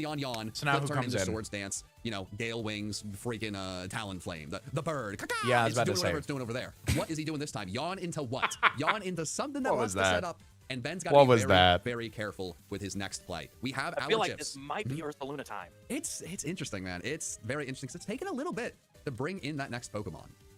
So I don't know if that's Ursaluna looks hesitation really nice. on, you know, the But it's opponent or difficult what. because whatever you want to bring in, obviously the objective is to set up. But this Glastrier with the attack boost and with the spread of different types that it's got on it, it's going to hit anything for huge damage to where it's scary to try to set up against it. You almost have to attack here. Ursaluna is always going to be a big lumbering bear, and that's something that we can rely on, thankfully. That is question, though- excellent commentary from John, aka Pokemon. A big lumbering bear. Oh, is this why we kept Garchomp around? Is this the perfect moment to sacrifice the Garchomp? It seems like it is. I was kind of thinking, hey, we might want to save this thing to possibly outspeed and get some damage, maybe pick something off, but it does make sense here as that Earthquake would have obliterated Amoonguss. I'm just hopeful that Is Ben it has Flame had a Orb? plan Not this even entire Flame time Orb. for the bear. And as he Interesting. sits and looks at his options and looks a little stressed, It's clear he's debating two of them. I am getting a little bit more stressed myself. Now, we do still have Zoro that's ready to clean up in the back. Now, what could happen here, right? If you bring in Frankie, he comes in, he pops the berry, the weaken the fighting moves. Maybe that's an option there. Or you bring in it could be Among Us with Chople. offensive mushroom. I Little think sus. I would lean Among Us here just because I am most suspicious of what you talked about with them trying to set up, and that's the whole point of this thing having foul play. Yeah, I mean, Among Us over here is the play, I think, 9 times out of 10. But the fact that there was any hesitation, I'm just a little bit worried of what has been worried about on this side. Sleep Now, Talk Guts. we do actually move a little bit slower than the bear. I assume you Spore, unless you're worried it could have something to prevent Spore. I And then, do of wonder course, if the entire Metagross debate was just bring it in and hit it very hard with Hammer Arm. no, that's what I'm saying. And if it does have a Chople Berry, you pop the Chople Berry, Yes. and then you can take it out with the Iron Valiant. Now, I feel like when you start doing that, you might be overthinking things when you can bring I in agree. Among Us over here and get some good damage off. And Oh, that's what you he went said for right foul there, play. the He went foul for play. he went for foul play on the Swords Dance. Ben's playing fucking checkers right now. Chess while next played checkers. What is He this? went for Swords Dance. Now, we talked about every possible option Ben could have gone through. Oh And you know my what? god. We're in a really good spot because I don't care about a Chople Berry. We're taking that thing out at this point. And that's what we needed. We just needed a way to make sure that we could. Oh take it on and my end the game God. With the Iron Valiant. And I really do like what Ben's doing here. If you could save the Amoonguss for the genie up in the sky, that might be ideal. It could also just be ideal to, And not he's be got crazy. I'm sure he's doing the calcs or he's done it beforehand of knowing what this is going to do. No way! Among Us! Wow! Wow, Tyler, I Wow. did not think that this thing was living. The stab EQ Wow. +2 Ursaluna. I know that little mushroom guy is pretty bulky. I know it is fully invested in defense, but Oh my that many god. things I can What take away was from Ursaluna. That's hold where on, that hold on, investment hold on. comes What into was play. that? What was Literally- that? All right, we're at 26-36. Where was the Amoonguss set? Not even max defense. So he's got the bold nature. Jesus. That's crazy. That is crazy. I gotta watch John say wow Among Us again. I'm sure he's doing the calcs or he's done it beforehand of knowing what this is going to do. no way! Among Us! Wow! Wow, Tyler. Me when I get gifted a copy of Among Us on Christmas. And of knowing what this is going to do. Hold on. And of knowing what this is going to do. Me when I get gifted a physical copy of Among Us for Christmas. No way! Among Us! Wow! Wow, Tyler, I did not think that this thing was living. Oh my the God. Stab EQ +2 Ursaluna. Oh my I know God. That little mushroom guy is pretty bulky. I know it is fully invested in defense, but Damn. there's not many things I can Well, take a hit from Ursaluna. that's where that investment comes into play. That's Literally, every point of investment he could give, HP or defense. crazy. Yep. The prep this week has been immaculate. I think if you go back to the opening week of last season versus this season, that's probably been the biggest difference. And a lot of that is just shaking off the rust and being ready to go. Oh my There's god. been no time period to accumulate any rust for Ben because he's kept playing during the offseason.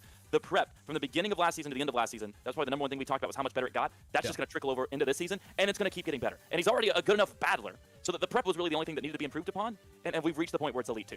Well, and the really big thing is, Yeah, the at this biggest point, reason like, I what do you wanted to do? work alongside Ben, I wanted him to be my head coach. Not only is he an incredible coach, but he plays like I do. It'd be a little bit easier to commentate. And hey, if I'm not going to be battling, it'd be nice to watch someone step into those shoes, possibly do better, but also play in a familiar way. And having a regenerator core like we do, having these defensive threats, being able to go into the week and say, you know what, I can have a Pokemon in Amoonguss that can be ready to go. Goes to the superpower. Okay. To take on all of these different threats is fantastic. Because Tyler, we went against all of these Pokemon last season, and every single time we were terrified with no answers. Right now, we've been able to bring in Amoonguss, live Ursaluna, take it out, keep it in on this silly genie. The mixed Thunderbolt close combat is fire. That with the Rocky Helmet and the Life Orb, it's going to knock this thing down. Using Iron Valiant against Nexus week 1, though, I feel like that's somebody's hurt. Somebody's hurt right now. It's in its final stages. I don't know if we have cleaned up, but this is what Ben built this team for. This is what Zoro is here to do. We outspeed with a booster energy. I mean, we already outsped to begin with. But with a Thunderbolt, goodbye.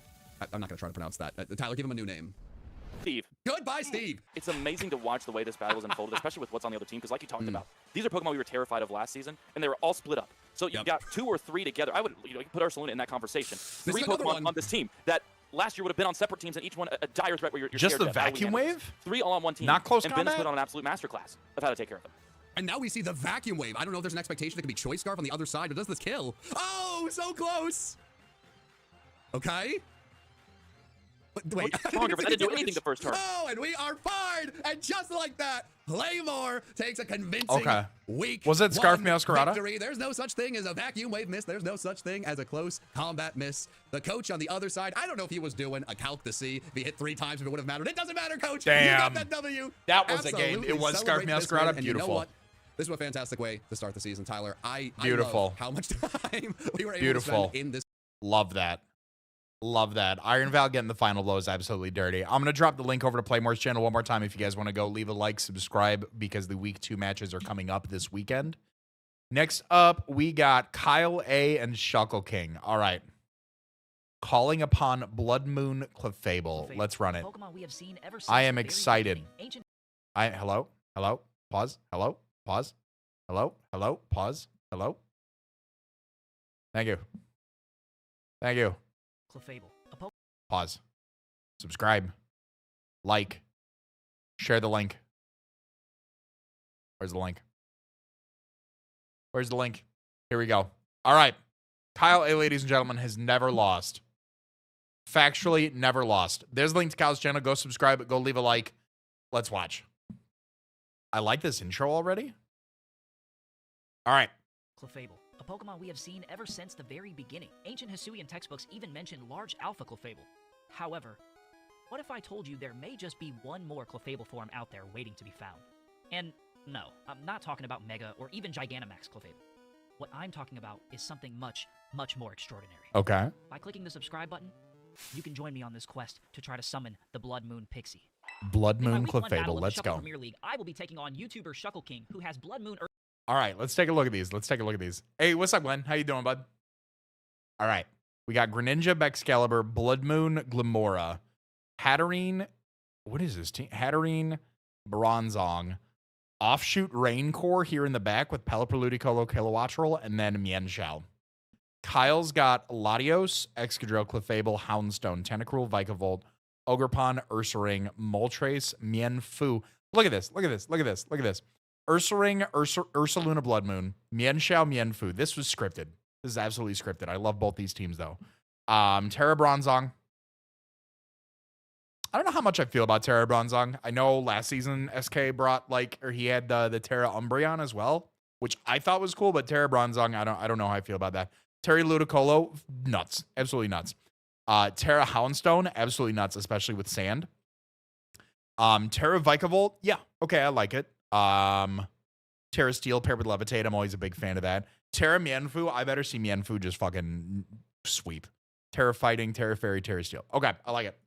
Ursaluna on his team. My goal is to get this Ursaluna to click its signature move Blood Moon and either KO one of my team members, or use the move to hit my Clefable, which has been perfectly designed to not only survive the attack thanks to her proper EV investment, but also outspeed Ursaluna and click the move Copycat, which forces Clefable to use the same exact move that was previously clicked, showcasing the urban legend of the Blood Moon Clefable.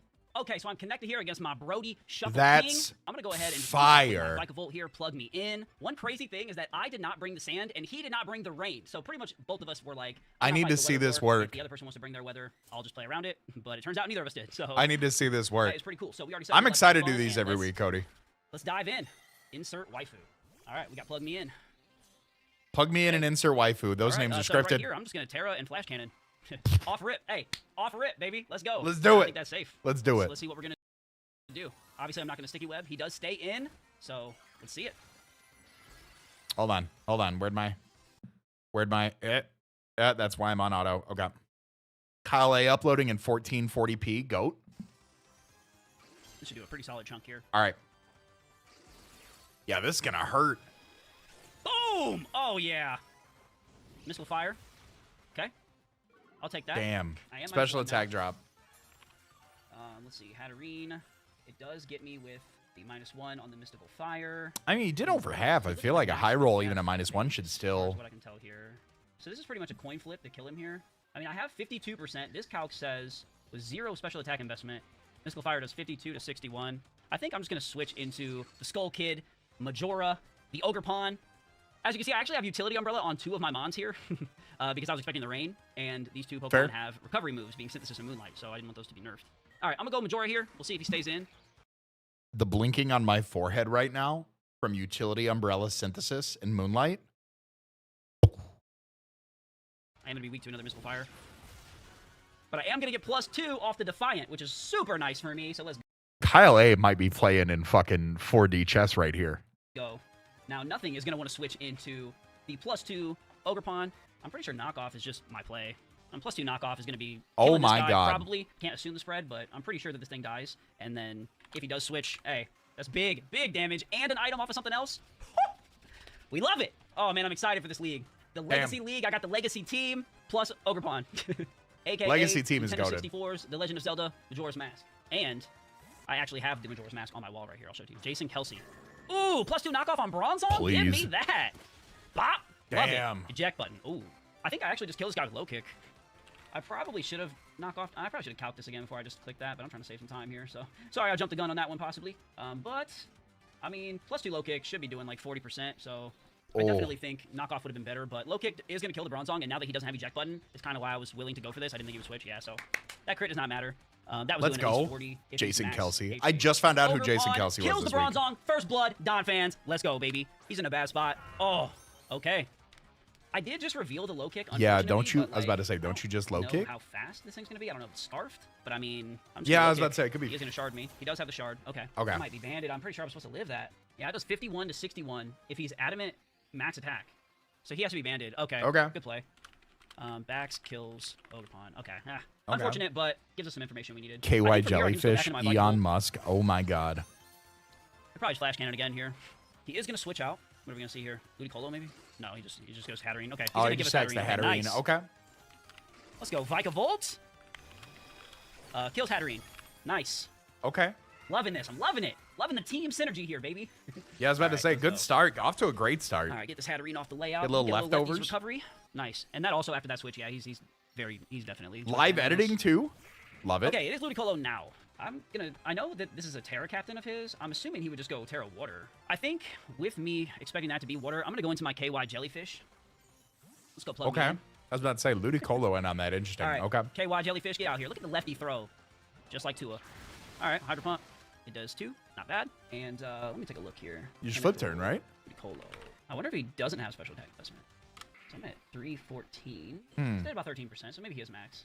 Or at least timid. He doesn't appear to be specs to me, though. I'll probably just go for knockoff, honestly. I think that move's pretty free. Because even, like, if I flip turn, it's like, I don't really know. It's really only going to matter to me, I think, if he switches himself. Which he does. So we're going to take an item here. Beria the Whoa. Ludicolo. Nice. Ooh. Give me the choice band. Okay, Bax has no item. That's really good. So my switch in is going to be Vikable. I just don't know what I'm going to do. So he's banded, so I'm assuming I highly doubt he's packing the Dragon Dance in case he gets knocked off. I'm pretty sure I can just go Vikable. Dragon straight Dance, up. if he got knocked off, would be He is gonna crazy. switch. Beria. Okay. That's fine. I'm going to get some lefties recovery here on my Vikable, so I'm Oh, straight yeah. up. Now I have a choice. I could just stick Yeah, webs AB Tentacruel here. is great. They would be here to stay. Or I could just Kyle's move, playing out of honestly. his mind. I This can probably this still back my Vikavolt's Tentacle, almost back honestly. up to If I half just go after into taking a slowly, super effective Mystical Probably Fire. just double. I think I'll just go KY Jellyfish. If he wants to knock off, I mean, it's fine at the end of the world. I'm Assault Vest, but I've already got rid of the Hatterene, at least. Yep. You we're gonna take go on with he is gonna Greninja stay if in. it's a special set too. He is going to Terra. I assume Water. Yep, okay. Okay. Manual Rain would be crazy if he just Rain Dances. Okay. Oh, can you imagine? This is going to do a little bit more than 13. Yeah, it did 14. Maybe 14. Oh, I'm go. just going to actually think I'm going to Sludge Bomb here. Flip turn could maybe be nice. Maybe in the later run, but I'm going to get a little test this out here. He's actually running a slower build on this. Okay, that's good to know. Because I have no speed. I know Tentacruel's obviously faster than Ludicolo, but I have 0 speed, so I could just knock off here. But Sludge Bomb's probably just better. I think I just continue to Sludge Bomb here, maybe Yeah. Poison. Fish for that Nope, poison. okay. He is hitting Hydro Pumps. This boy don't miss. Man, I'm just going to keep Sludge Bombing. No Steel type, no switch in. What are you bringing in on this? And if he goes into the Blood Moon, that's a free flip turn. He is Manual Rain. Rain Dance. Okay. I'm actually going to heal because I brought the Rain Dish. What?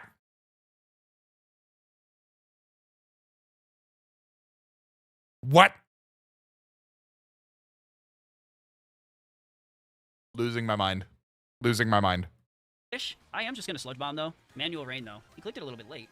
Weather Ball. Okay, Weather Ball better than Hydro Pump? Oh, go. almost. All right. Tentacruel So, kills Ludicolo. Weather Ball's a really smoking good that brain Shuckle because Pack, that works on sand LOL. as well. So I like that, but now we're going to get some Rain Kyle Dish. is nuts. Healing He's the is a Nut good game. Master. We'll I don't know if we Ludicolo want to call earlier. Kyle the Nut Master. As the non-shiny, the regular Greninja, I'm probably just going to go Clef here because I'm Can not it trying to be get Battle? Bonded. It still I'm can't about to be find out what he shiny is. and Battle Bond, right? Did they fix that? Oh, yo! Swords Dance is cool. But I'm unaware. And he didn't change types, so he is Battle Bond. So, I mean, I think I just Moonblast him. Probably just kill him. He's +2. He's probably Adamant. Plus 2 Gunk Shot. I might scream. Gunk Shot. Okay, so I should live this, even at +2, if he Gunk Shots me, because I'm unaware? Yeah, let's go. Let's Damn. go. Oh, Focus Ash? No. Okay, well, clutch investment.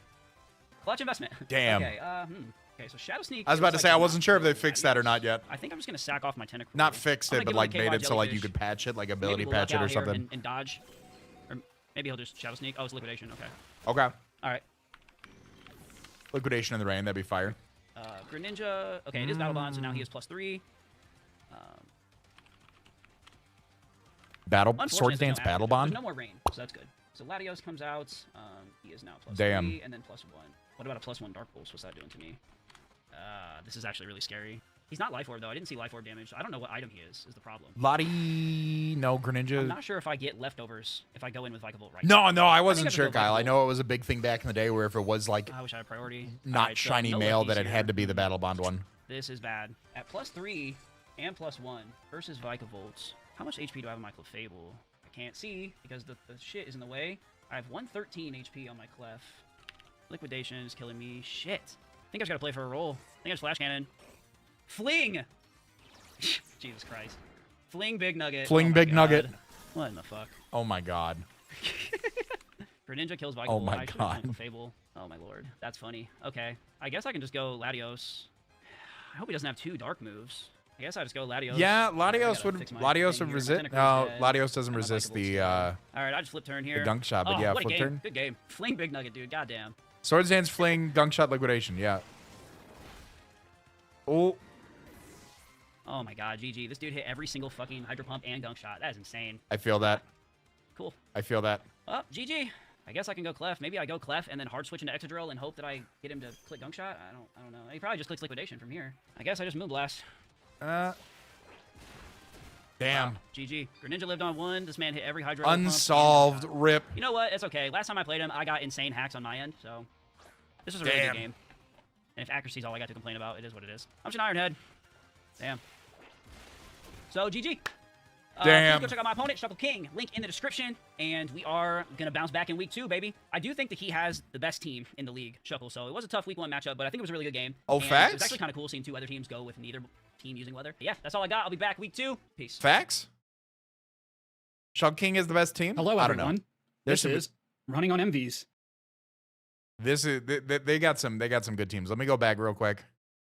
I got to drop the Goats channel one more time. There we go. And the playlist is going to freak out. And because YouTube knows that I have ad block and it's going to be crazy, even though I have ads paused. So it should run ads and it should also, not lag anymore. Okay. Next up, we got Hayden versus Uzi. I like Uzi's stuff. I haven't seen Hayden's in a minute. I want to see how Hayden is doing his.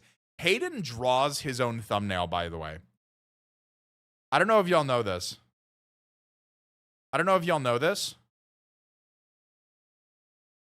Obviously, it's a very low quality that I'm zooming in. Hayden draws these. Like, I don't know. I love that. Like, I love custom art thumbnails, but I don't know many people who draw their own thumbnail, like do their own thumbnails. So I joined very the few. Pokemon Draft League, the SPL. Very few. Hold on. Let me go. Hold on. Hold on. Subscribe. Leave a like. Share. Copy. Link. You got the drawing pad thing, didn't he? I had no idea. I remember he was posting about it, and I asked him, and he's like, yeah, I make these. I was like, holy shit.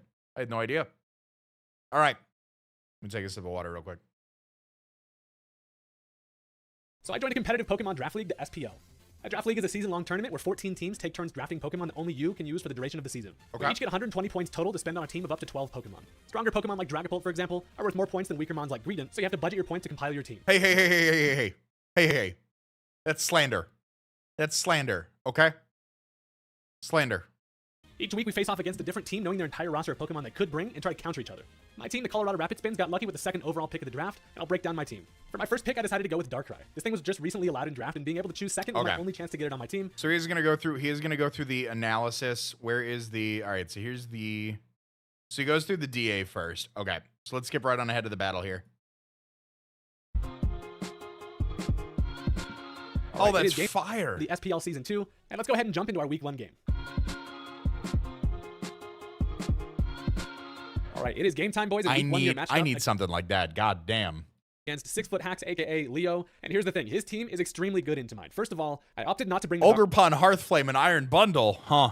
Darkrai. The reason is because they have a lot of fire offensive duo. They have the Overquill, and in general, it doesn't look great here. So, also, I don't have a great matchup with my Gliscor. They have a lot of Ice Answers. The Iron Bundle is faster than my entire team. I thought it was the way the playlist was set up. I thought this was Hayden versus Uzi, not Hayden versus Leo. Okay, so we'll still get to watch Uzi's side. They have Ice Hammer with the Tinkaton, but I did bring it because I wanted to try to get some hazards up. And while I do feel like I have some decent prep, overall, the three big threats in the form of the Great Tusk, the Iron Bundle, and like the Ogerpon Hearthflame, it's an extremely bad matchup for me. So Glow King and Gliscor, didn't Thomas have that? Lead off with the Jolteon to try to get a good little speed matchup and take it from there. And let's jump into it.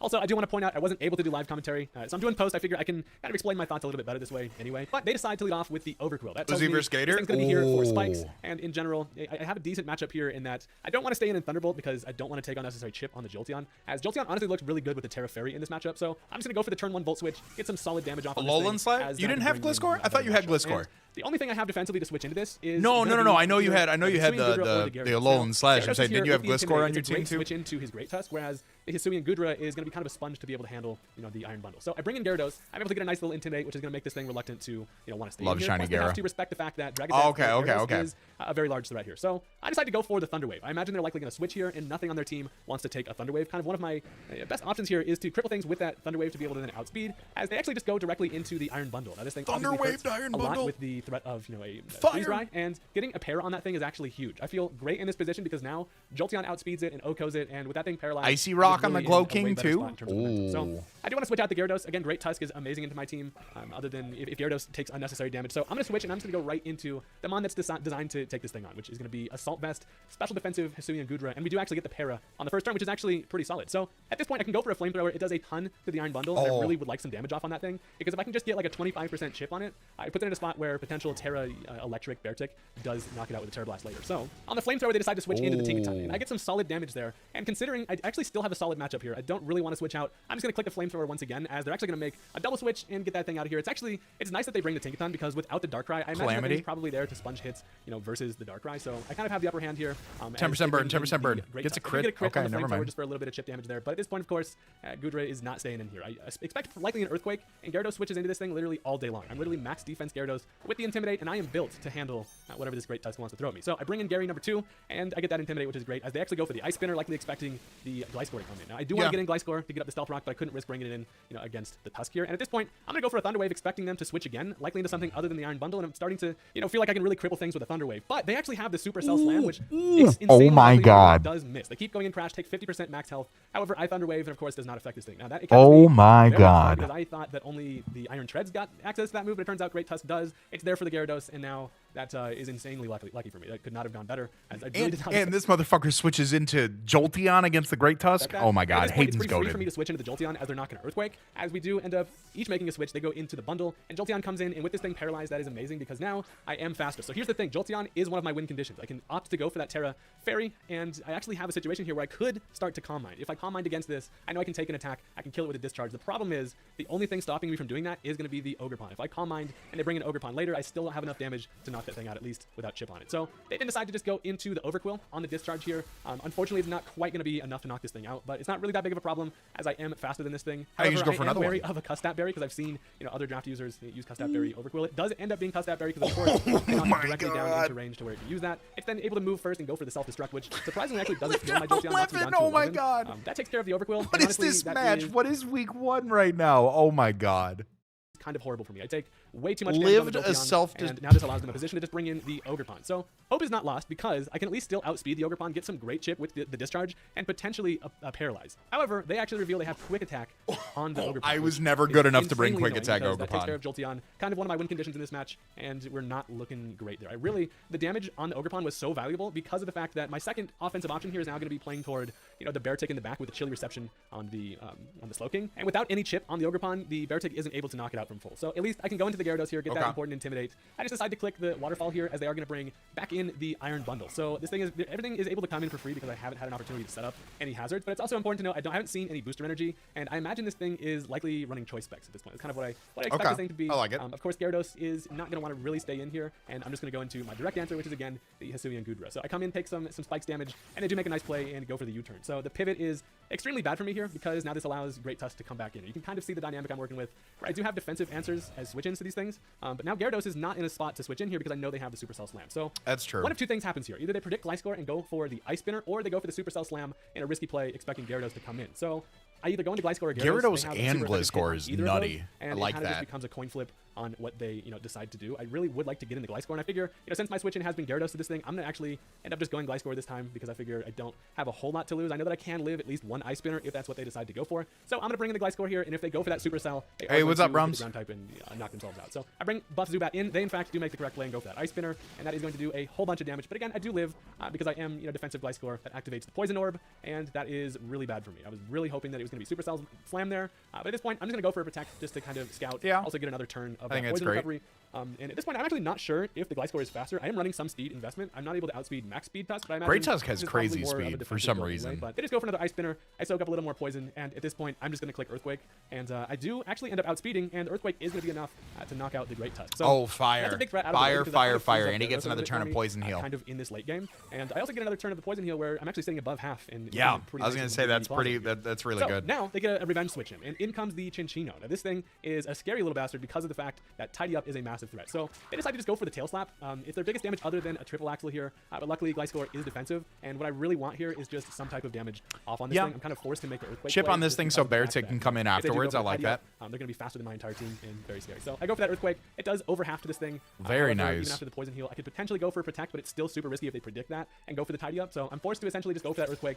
But at this point, they're just going to go for the triple Axle. They have ice coverage on like everything on their team, and Gliscor had kind of a horrible. You need the ice coverage. You need the coverage for the 4 times weak mons. Taken care of, which isn't that big of a deal. I feel like at this point in time because of the Tusk being down, it's good for the Ogerpon.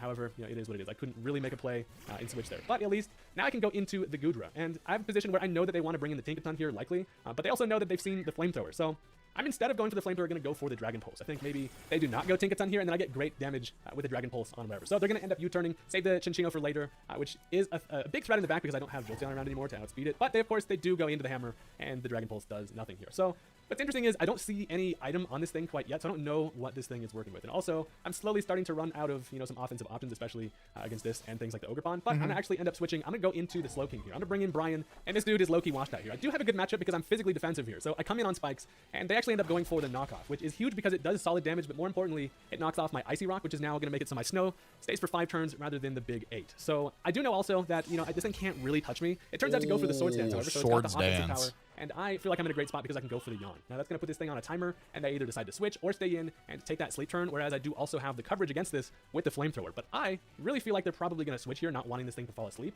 And I feel like it's too early to go for the Chilly Reception. I'm actually going to end up switching out the Slow King because I can get that Regenerator. I can then bring in Gyarados, and even though this thing has own tempo, I'm fully defensive, and even with a Swords Dance, it's not going to be scary, especially, you know, with it being asleep. So own tempo is fire. I don't even think I thought about that. Again, that is going to do some chip, but also get rid of my Heavy Duty Boots, which actually doesn't really make a difference in this match because I just have the spikes rather than Stealth Rock. But it falls asleep, which makes me feel great. However, it is going to be the Chesto Berry. So not seeing like leftovers on this thing earlier does reveal that the Yawn made absolutely no difference, and now it is awake. So that's basically telling that this was really just here for Darkrai and not want to be put asleep. I can then just go for the Waterfall here to get some nice little damage. Oh, that's true. After the Swords Dance is able to hit pretty hard as Waterfall doesn't quite finish it off. And at this point, I have fallen really behind because Gyarados is now no longer useful as a counter to the Ogre Pawn to switch in and intimidate it. And at this point, I just kind of have to let that thing go down. But I do still have the offensive win condition on my side, which comes in the form of the Bear Tick, of course. So I decide it's pretty much time. There's not really an opportunity. Yeah, you gotta click the Bear Tick button now.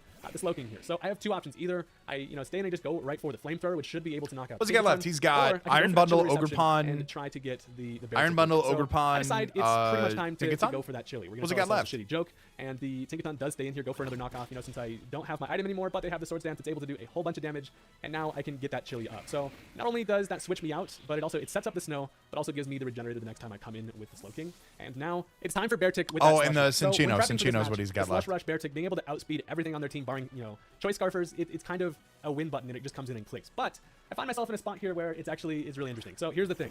Bear Tick comes in. I have 5 turns of Snow to work with, which should be just enough to knock out the remaining 4 Pokemon they have left. I'm going to go for the Terra Electric. Now here's the thing. I can either Swords Dance and expect them to go for the Gigaton Hammer, but if they go for the knockoff, they get rid of my loaded dice. And even after a Swords Dance, that's true. Not being able to guarantee the 4 to 5 hits with the loaded dice, I'm not going to be able to take care of the Ogre Pawn. So instead, I do go for the Terra Electric just because, you know, Terra Blast is going to be able to outspeed and kill the Iron Bundle with the amount of damage that I have on it. But I put the Light Bulb on my head. I go for the Earthquake. Obviously, going to take care of the Tinkaton. Okay. And Bear Tick seemingly isn't a great spot. I'm faster than everything, and I can also take 1 hit from everything. So the problem is Ogre Pawn is going to be able to come in here. So Ogre Pawn, unpunished switch in without any hazards, comes in, and I know that without that Swords Dance and Icicle Spear, even with 5 hits, it comes really close to being able to kill, but not quite going to do enough. But the good news is I do know that I can live 1 Ivy Cudgel. So I go for that Icicle Spear, and at this point, I'm like, okay, if I can get 5 hits, maybe there's a chance here.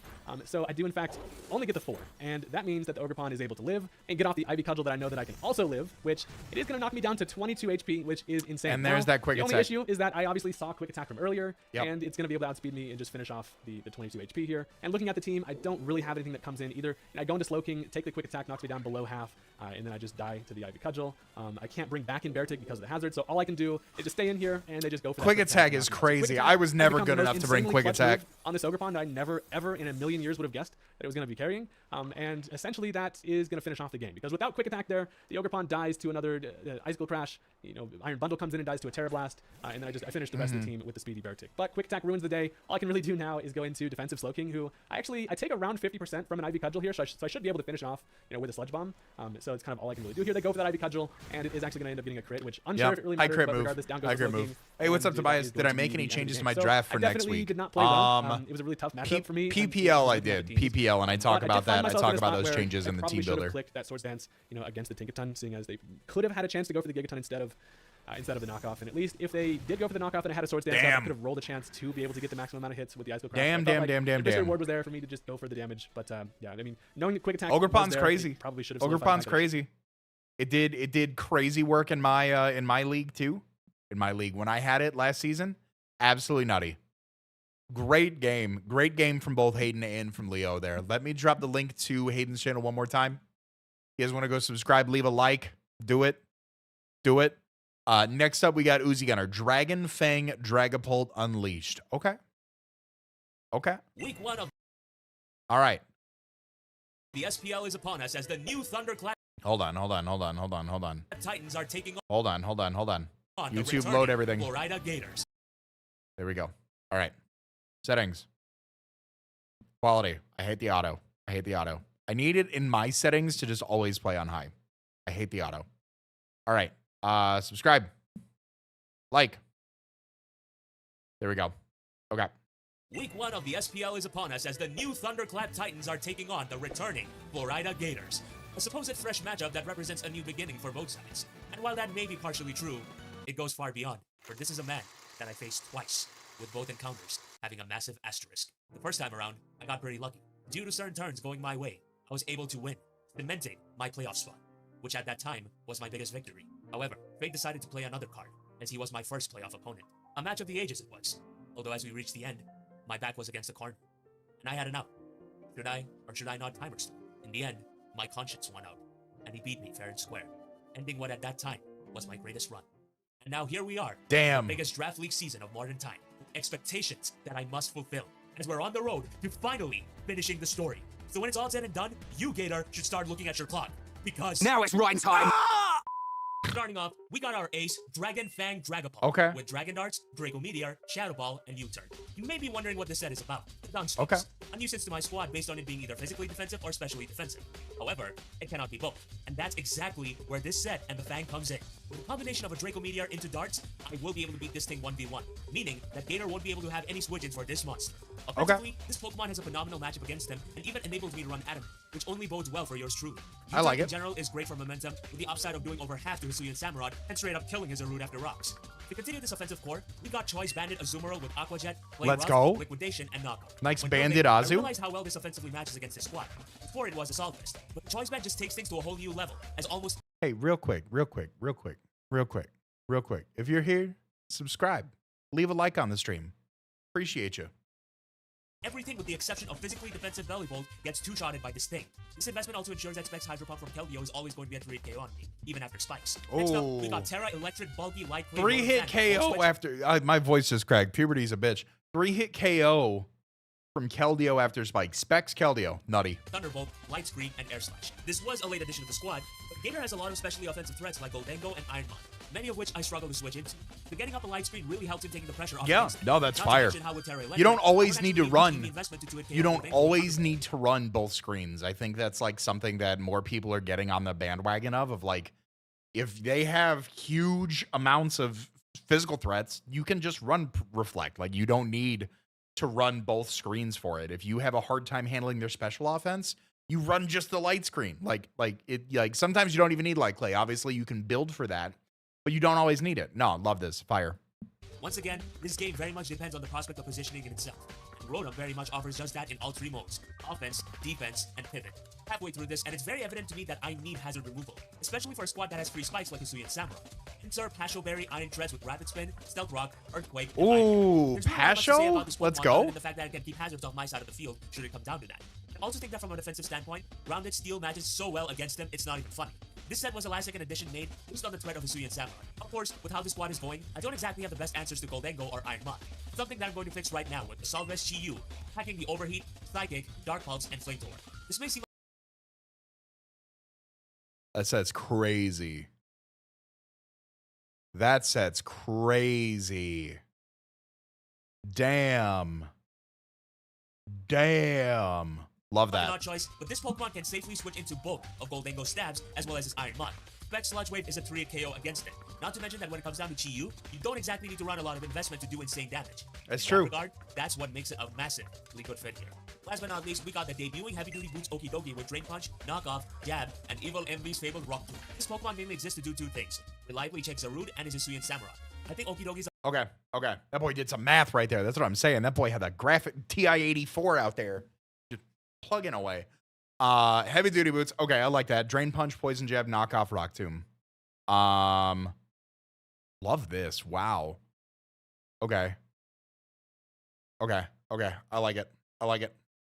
offensive and defensive stats make it a great fit in this matchup. I think it's Along with more. the fact that I don't think it would live with. It might. I mean, it's got. Let me go back. Let me look at the thread set again. Threads doesn't have the most special defense. I think that's there more for Pasho against like Liquidation or Razor Shell, Hisuian Samurott. Really, to be able to spin against it is kind of my thoughts into that. Envy's fabled Rock Tomb. This Pokemon mainly exists to do two things: reliably check Zarude and his Hisuian Samurai. I think Okidogi's offensive and defensive stats make it a great fit in this matchup, along with the fact that it has one of the most. Yeah, it's got broken some abilities in the crazy. game. So it's got some crazy bulk behind it. Like 80 speed ain't bad. 86 defense, 88 HP. Like, that's all right. That's all right. And then 115? Okie dokie. Toxic Chain. And Roxum is just a nice middle ground move to click in general, because should he try pivoting with his Iron Moth or Dengo, I'll be able to outspeed them the next turn and knock them out with any move. So yeah, that's the team. If you're enjoying this video, please do drop a like and subscribe, as I'm on my way to 10,000 subscribers by the end of this year, and I can only do that through all your lovely support. Huge shoutouts and thanks go to my friends Addison, Highman, SKC, TJ, Maverick Shooters, and Azuri for all this help. And without further ado, let us move on to the game. Alright guys, we are back right now, ready to go against our guy. It's Gator and the Flora. I do love the, like, logoed full metal gloves, by the way. Love that. Gators, yes, I'm gonna still call it that. And without further ado, I missed the pop-up note. This match was recorded on a weak laptop in Bangladesh, hence no face cam. Everything returns to normal next week. Thank you. Okay, I'm with it. Gator and the Florida Gators, yes, I'm gonna still call it that. And without further ado, let us see exactly the team that he brought. Why is there a Staraptor? Okay, so he actually brought the Staraptor, which is something I did not expect at all, if I'm being completely honest. There's no Keldeo, which is Why is there a Staraptor? pretty good, I suppose. But yeah, this matchup is already going to be a tough, part for me to overcome, because I did not expect a lot of the pieces that he brought, specifically the Raptor and whatnot. You know what? Yeah, I'm gonna lead off with my Addison and see exactly and pray that everything works out just fine, okay? Oh no. Alright. Without further ado, let us see exactly how this match goes. This is Gator's first match back in like what, 5 or 6 years? I don't know, but it's still Gator, so I am not gonna overlook him whatsoever. Yeah, there's no Iron Moth. Why didn't I start off with my Rotom? I'm already choking. Whoops. Alright, so he's gonna lead off with this Frey, the Star Raptor. Yep, I had a feeling. He's gonna lead off with this Raptor as turn 1. Do I make it go blow for blow? It's a question. I mean, I kind of have no choice now, do I? The good thing is, like, Staraptor, Brave Bird, and whatever, it's not gonna knock me out unless this dude is, like, Choice Bandit AF. Love the background also, music. I could just go out in my Metal Face, to be honest. This is one of my few answers to a lot of his pieces.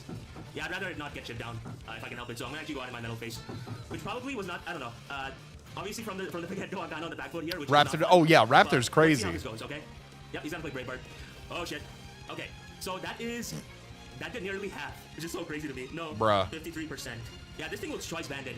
Ain't no way would have done anything. Ain't no way would have done anything else if it was not Choice That's Banded. crazy. So, Passes in the UNPLD League, actually a newsy shout out. Oh hell yeah. I could just either set myself. It's very nice. Go straight for an Iron Head. And honestly, I'm an Iron Head. But yeah, this Raptor is banded. Ain't no way you do the amount of damage you would do otherwise. I refuse to believe that. Yep, out comes the Dog Fan. As I'm gonna get some really nice chip damage off on this thing. That's good damage. Leftovers, which is pretty sick. It is pretty sick in the sense that what I can do now is essentially, yeah, I keep banging against my fucking house, why don't you? Okay. What I can do now is pretty much. I'm glad he mentioned it. I thought I was going crazy. I'm glad he said something. That's funny. That's funny. He said it right here. Hold on, listen. It is pretty sick in the sense that what I can do now is essentially, yeah, I keep banging against my fucking house, why don't you?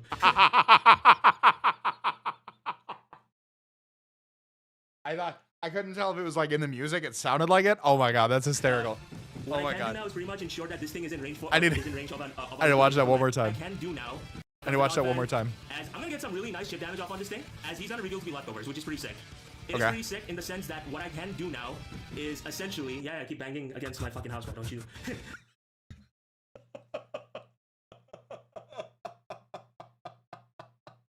Oh my god. Oh my god. Crying. Absolutely crying. Tearful tears. Oh my god. Oh my god. Crying big grown man tears right now.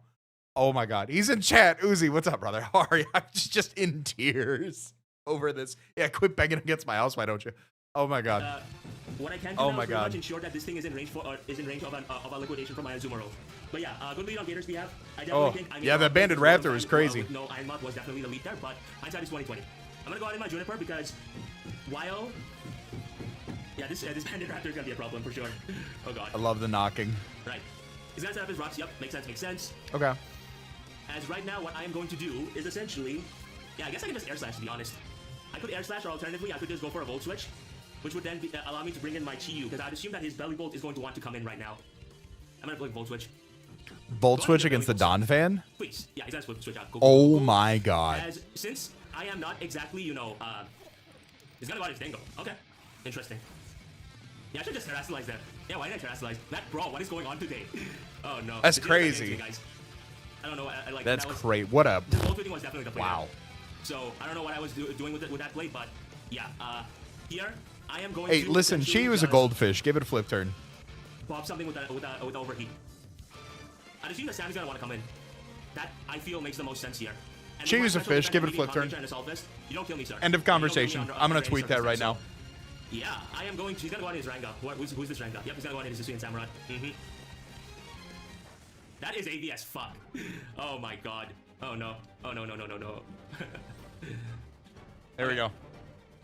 I could go out in my Ryan, but Addison is literally the most offensive play I could make right now. So that's exactly what we're going to be doing like here and now. I do think that a Ceaseless Edge is very likely going to come out here though, which is why I'm going to go hard in my Addison. Okay. I have, like, lots of Hey, listen. so, that's a great read. As he is going to click Ceaseless Edge, makes sense. Yep, Ceaseless Edge, tank it. Toss off a big old play rough. Okay, it's fine. Here, I'm just gonna click play rough. That is quite literally the freest play for me to engage in right now. Yep. And let's see exactly what happens, I suppose. But yeah, like Gator's playing the early game really well, and I'm making oversights that I honestly shouldn't, because you know there's no reason for me to not terrestrialize and everything with my Rotom, which would have done like so much more damage to the Dingo. But it is what it is, as they all say. As yeah, play rough. I'm gonna have to click play rough. I don't know. Oh, he's gonna click flip turn. Okay. Gator's playing well though. I can't hate on my guy for that. Yeah, Gator not playing for years. This is crazy. Okay, out comes this fat piece of shit. All right, so he's gonna get a static start. No, he's not. That's gonna get a static. great Thank God damage. for that. As what? Yeah, he is offensively pressuring me here, and I don't think I'm a huge fan of that personally. But in this situation, the thing is, he can just click Volt Switch, right? And I don't think I like that. Do you just go out into treads then? Yeah, I'm gonna go out in my Ocelot. I don't know what I'm doing here. Oh god. Yeah, I should have just gone in my Rotom or something. Yeah, I don't know. At this point, I'm kind of winging it, but I definitely think like I'm not playing the early game the best, for sure. Because he's getting all this, offensive pressure off on me with spikes and all that kind of stuff. So yeah, things ain't looking too hot, as unfortunate as it is. And he's gonna be able to get all that recovery back in the world right now. But here, I think I can't click U-turn because there's a chance that he could have static with him. Yep. So with that in mind, I'm gonna click Draco. With me getting the lead wrong in itself, because we didn't see the electromorphosis, whatever its ability is. So this Draco meter is gonna do a very decent chunk, which is something I really like, because while he is going to get a Volt Switch off, this thing is so definitely could be static. Twice banded Azumarill, which I think is like absolutely fucking phenomenal. To get myself back into this game, I either have to remove hazards or make sure that this Dawn Fan ends up pushing up daisies. But yes, out comes this Whimsicott and I have absolutely no reason to stay in here. I don't think I have much of a reason to stay in here, but I'm still gonna click U-turn anyways, which is probably the worst play I could have possibly made. Oh gosh, are you gonna be the Terra though? That's my question. Because Terra Fairy Whimsicott would be crazy. The worst shout in this matchup. Okay then. Yep. I'm gonna U-turn out and I'm gonna get some very good damage. Good damage. That's max attack Dragapult for you. Right now, since he didn't Terra, I do feel a bit more secure going out into my Rotom Fan. Or gotta get those hazards off. Alternatively, I could just go out in my Chi-Yu, but I'm gonna take one round of Stealth Rocks and one round of Spikes. Which is I don't know what Metal Face is taken from Moonblast or something. I kind of don't have a choice but to go out in my Juniper now, do I? Yeah, probably not. And the fault is entirely in my own, guys, because man, if I just Terra there, I don't know why I didn't. I just took all this damage for no reason, which sucks. And that is specs as all hell. Jesus Christ. Yeah, this match is not going my way. Yeah, I don't know what else I can do, truthfully. Maybe you want to switch out? That thing looks specs to me, I think. That was some good damage. Going by the fact that I'm the one terrestrializing first, this is, like, he's probably gonna stay in, isn't he? Oh, gosh. Yep. Oh, okay. boy. Yeah, you are specs. I don't that's a think great switch. That's a great switch into. You can get those hazards off, yeah, right? This is not my best display in the first week, guys. Go to Metal Face, yeah. I'm just saying in advance. I'm sorry, but like there's the Golden Go, but you just Earthquake if it comes in. I can very much assure you. But yes, as of this moment in time, I am going to set up my Stealth Rocks, guys. I think you're better off being pressured a bit. Oh gosh, Whimsicott is likely going to swap out here, I'd imagine. But it's good to know that you are likely specs here, because otherwise you would not have done the okay, buddy. What are you gonna terrestrialize into? Yep, Terra Fairy. That makes so much sense. Damn. Honestly. Terra Fairy specs Whimsicott. That generally makes a lot of sense here, as he is like it's still resisted. With a Moonblast. Do I die? I do die. Oh my god. Shit. Yeah, I'm not. Yeah, this ain't good at all. There's nobody here to blame for this but myself. So. Dragapult Shadow Ball. Guys, generally, but no. Real recognizes real, and Gator is just playing crazy good at this point. So there is not much else for me to say here, other than well fucking done, my good sir. And yeah, can Zed survive this though? That's my question. Let's see how I think it has neutral. He says that he's about to lose this. He switches. Goes back out into the Samurai. Yeah, my prep was just not good this week, guys. Which is completely on me, because like look at how well this Samurai is taking the hit. He's taking the hit so ridiculously well, it's not even funny. And there is hardly much I can do about this. Damn. May as well try to not get 6-0'd, I guess. I really think that with me getting the lead wrong, it very much caused this. Yeah, that Staraptor put him on the back foot just a little bit. Didn't KO from there, sadly. Oh. That's the current level. Tough. That's fair. Right now, I just have to get better. So Yeah, it's not a flip turn. Great play. Oh. It definitely ain't looking too good. I honestly, you know, thought about the prospect of Choice Specs Whimsicott, but that is something that, you know, I never really respected as much as I should have. But he's going to get a kill right now, and there's hardly much I can do about it. So yes, kill off my GU, sir. Kill it off, as they say. Yeah. It is what it is. Damn. We'll Yeah, Raptor just put on so much immediate I'm pressure. gonna my GU at this point, as he's going to click Brave Bird, and he's going to knock me out. Cool. As right now, I would assume that what I gotta do here, fuck, my teeth hurts, is go out into my Ocelot. Yeah, you go Dragon Pulse. Take all this fucking damage for no reason. Why don't ya? Little Dragon Dart action. But yes, I'm gonna play Dragon Darts. He's gonna swap out. Goes down to He's Whimsicott. gonna go into those. Question. Whimsicott? Ranga. Oh, it's this thing. Okay, cool. Oh, okay. So, at least it won't be a 6-0, guys. Woohoo, There you go. No 6-0. Down goes the Samurott. No 6-0. We take that. Yeah, I don't think I'm winning this one. Azumarill lead was there because in case he had Iron Moth, but he did not have Iron Moth here. So the fact that I let off with this thing was very much, you know, a completely unneeded thing from my end. I think he's like Scarf. Like, yeah, as of this moment in time, I'd assume that you try Scarf, aren't you, sir? And my answer to this is basically Okie dokie eating a hit. I guess I have to sack my Azu. I mean, Azu's not doing anything anymore. I mean, yeah, Scarf Golden Go. So yeah, my play is to sack this thing off right now, go out in my Rhine, and see if I can make something happen, you know? Okay. Regardless, this is not completely on me, guys. Again, no discredit whatsoever to Gator. His prep has been generally great. I'm really the fact that he's, you know, adapting so fast back into this game is something that I consider to be absolutely nothing short of phenomenal in itself. So huge shout out, huge props to my Okie dokie, Smokey. He can take one, right? But yes, as of now, I have. Oh yeah, and it's got the boots too. So yeah, big knock. I'm assuming he'd want to go out into his non-fan or some shit, but at worst I'm gonna try to go for a 4-0 or maybe a 3-0, a 4-0 or 3-0 loss because I don't see myself. Yeah, gotta preserve the differential. But we're gonna get better, guys. Okay, so he's gonna stay in with this Clayman. So it won't be okay, that's gonna do way too much. But Knockup's gonna pick this thing off, I'm pretty sure. Yeah, there you go. Knockup's gonna pick this thing off, which is pretty sick. As he is going to bring out who now is the question. I am not sure. You are indeed choice card as they get. That much is for certain. Alright, so he's gonna go out in his Oh yeah, for some reason I thought that Whimsicott was at half. As of this moment, I think I just lose. Because Hit a big Shadow Ball roll on that one. He's gonna go for a Terra Moonblast. But honestly, good shouts on him bringing, you know, choice specs Whimsicott here, because it is something I considered in passing, but didn't really respect all too much. So yeah, unless I get a crit with my Ocelot, this is gonna be a 4-0 loss. So with this one final Shadow Ball. Big Shadow Ball, big Shadow Ball, big Shadow Ball, big Shadow Ball. Big crit. Big crit. Nope. Damn. Whoopsie daisy. So the GG to my boy Gator. I think he just put me on the back foot early on really well, and I really wanted to prep with, you know, pressuring me. Gator came out, brushed the dust off. And while I will say that I did not play to the best of my abilities this game.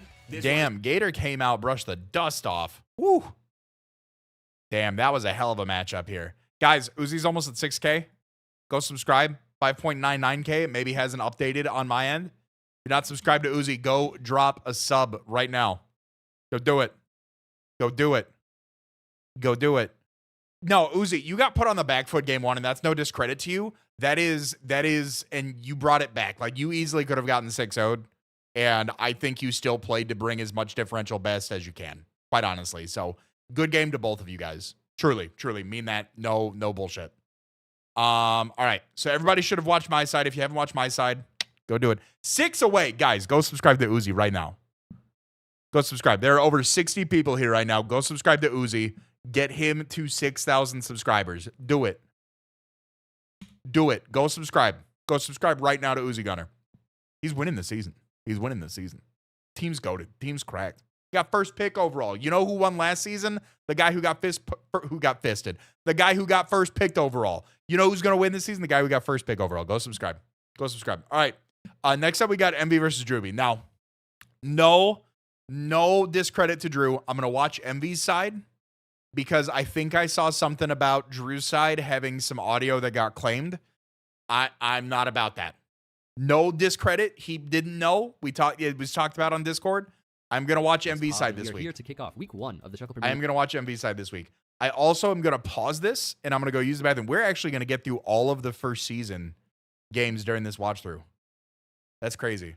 That's crazy. Good on us. All right, guys, go subscribe to Uzi. I'm going to drop some music here. I got to go use the restroom. I'm going to fill up my water as well. YouTube, aka what's up, YouTube? Welcome. Oh, there's Leo. Oh my God, what is happening? YouTube is freaking out on me right now. Week 1 of the second. MV, pause. What account am I on? There we go. Okay. I was like, is it showing that I'm not like subscribed to anybody? Okay. All right. Leave a like. Big screen. Was Pop, and we are here to kick off Pause. one of the. Okay. I'm going to go use the restroom. I will be back. Subscribe to Uzi Gunner. Click on the link.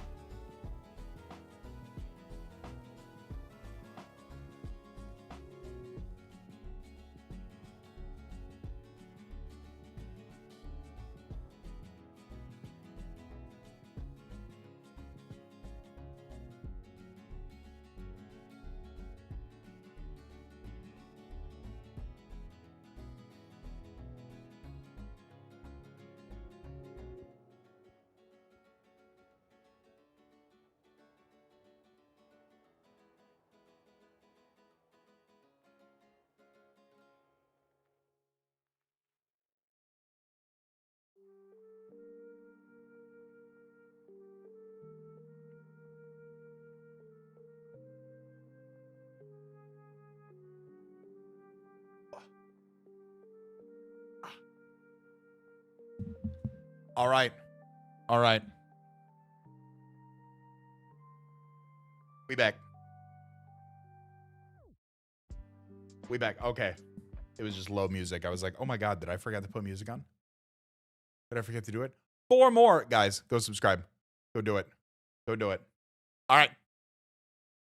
Let's watch. I may or may not have a draft league match with Envy after this stream. So this will be some good prep going into it. The Shuckle Premier League Season 2. Very excited to put our new team to the test, and I'm already bringing out the heat. Our first opponent will be Drewby. I believe we faced him twice in the past 2 leagues back-to-back. The first time, I unintentionally swept him with a Quackable, and the second time, I set up Toxic Spikes. Unintentionally swept him with a Quackable. Brother. Combination of both Toxic Spikes and Sweeping Potential in order to combat his threats, which consists of, but are not limited to, Iron Boulder, my own Quackable, Rillaboom, my past Screamtail, Heatran, and more. A team should appear to your right. Now, it's a really well-built team, but the biggest hole I can see is that there is no grounded poison type to absorb Toxic Spikes, so of course I had to come prepared. Of course he's got to bring the Toxic Spikes. Quite strong, and his Mabosstiff does have Terra Poison. However, Mabosstiff would have to come in, take T-Spikes, Terra into Poison, switch out, switch back in, and then absorb T-Spikes. What game is that? That's probably from the PPL. Being a Poison type, I guess, much better to have a Poison type naturally to absorb T-Spikes, but still, we have a lot of threats to deal with, and we have our work cut out for us. I started off with Farigiraf. Now, Farigiraf is one of my 3 Terra captains. I have Flygon, Farigiraf, and Tropius, but Farigiraf looks exceptionally good in this matchup, and the reason is because of Sap Sipper being able to be immune to Rillaboom. Oh yeah, that's fire. That's a huge thing to start it off with. Because I can Terra, I can also remove my other weaknesses to knock off U-turn and stuff like that. Sap Sipper and Terra Water. So I was actually low-key wondering why Terra Water on this. That makes sense now. From Pokemon such as Screamtail's Wish, Rillaboom's passive recovery with grassy terrain, and as well as like the rest of their team, Roost on Quackable, whatever, just like any kind of healing I can block. As a normal water fairy? Because it's a sound move, I get a +1 special attack boost, and then Terra Blast Water. This hits a lot of his team, like a lot. Heatran, Iron Boulder, Sandaconda before Terra, Mabosstiff, whatever. It can hit a lot of Pokemon. It's very, very good coverage with Terra Water. And Shadow Ball is amazing because Shadow Ball can severely weaken Pokemon such as Screamtail and do a lot of stuff, damage to that, a lot of things. Spit F drops potentially, and then Psychic Noise to prevent it from healing. It's just a really good combination of moves overall that I really like that. He's on all of it, and then agility. I really like that. For Farigiraf? boost our speed. So agility actually with this much speed is going to be able to outrun Iron Boulder if it does not have a booster energy and speed active, or if it burns it up already, or if it's not Choice Scarf. It's going to be able to outrun that speed tier. We have a lot of special attack investment, max in fact, and then Psychic Noise with Throat Spray. Oh, I like that. I mean, it's really bulky, a really bulky Pokemon that can. I like that. Tank hits, and with Terra Water, we actually are going to be able to check Quackable pretty well too. So I like that. And yeah, just a really solid Pokemon overall. I'm excited to debut Farigiraf in Draft League for my first week. Now, like I said, Toxic Spikes are a problem for him, so I'm bringing Toadscruel. I could have brought Mew with T-Spikes as well, but I think Mew is better off with another role that I'll show you all in a bit. But Toadscruel with Toxic Spikes and Focus Sash allows me to guarantee get a T-Spikes. Now, Rapid Spin is going to be great because I'll be able to Rapid Spin away Spikes from Frostlass when it's dead, or from Heatran's Rocks. Zendikanda could have Rocks too. He has hazard potential. Screamtail could have rocks. Yeah, he's got a lot of rock setters. He's got a lot of hazard setters over on Drew's side of the field. So yeah, like Toadscruel is really good. Like look at this EV spread, 333 HP, right? Magic Chinese number, sprinkled with a little bit of defense. Absolutely crazy spread. Absolutely, you can't even prep for this spread. You can't even prep for this spread. And special defense for added vitality. Enough speed. You know, we outrun Quackable with the speed tier and Rillaboom, and the rest to firepower for Earth Powers and Sludge Bombs. I think it's great overall, and yeah, good mon. Yeah, like you go into a match and you're like, all right, like what do I do? Bolt is going to be AV, nice Chinese AV spread here with the AV, and a lot of defense because he has a lot of strong physical attackers. So we have Thunderclap, Discharge, Charge Beam, and Dragon Pulse. Charge Beam, super fire tech, by the way.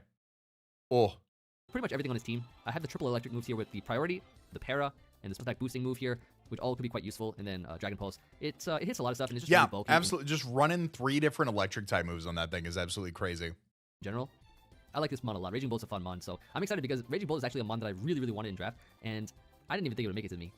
But somehow, as the last pick, I get Raging Bolt. I'm like, okay, cool.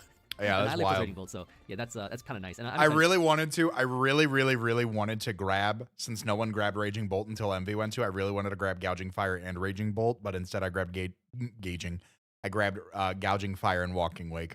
To have this Pokemon for the season, I've been pretty lucky with mons that I really wanted to feature in draft. Like I got Ursaluna. I'm sorry, Walking Wake. Like right when the first time it dropped, not as good as it is now, obviously. But then I got Ursaluna, then I got Ursaluna Blood Moon, then I got Raging Bolt. Those are all mons that I really wanted to try on draft, and it all continues. So.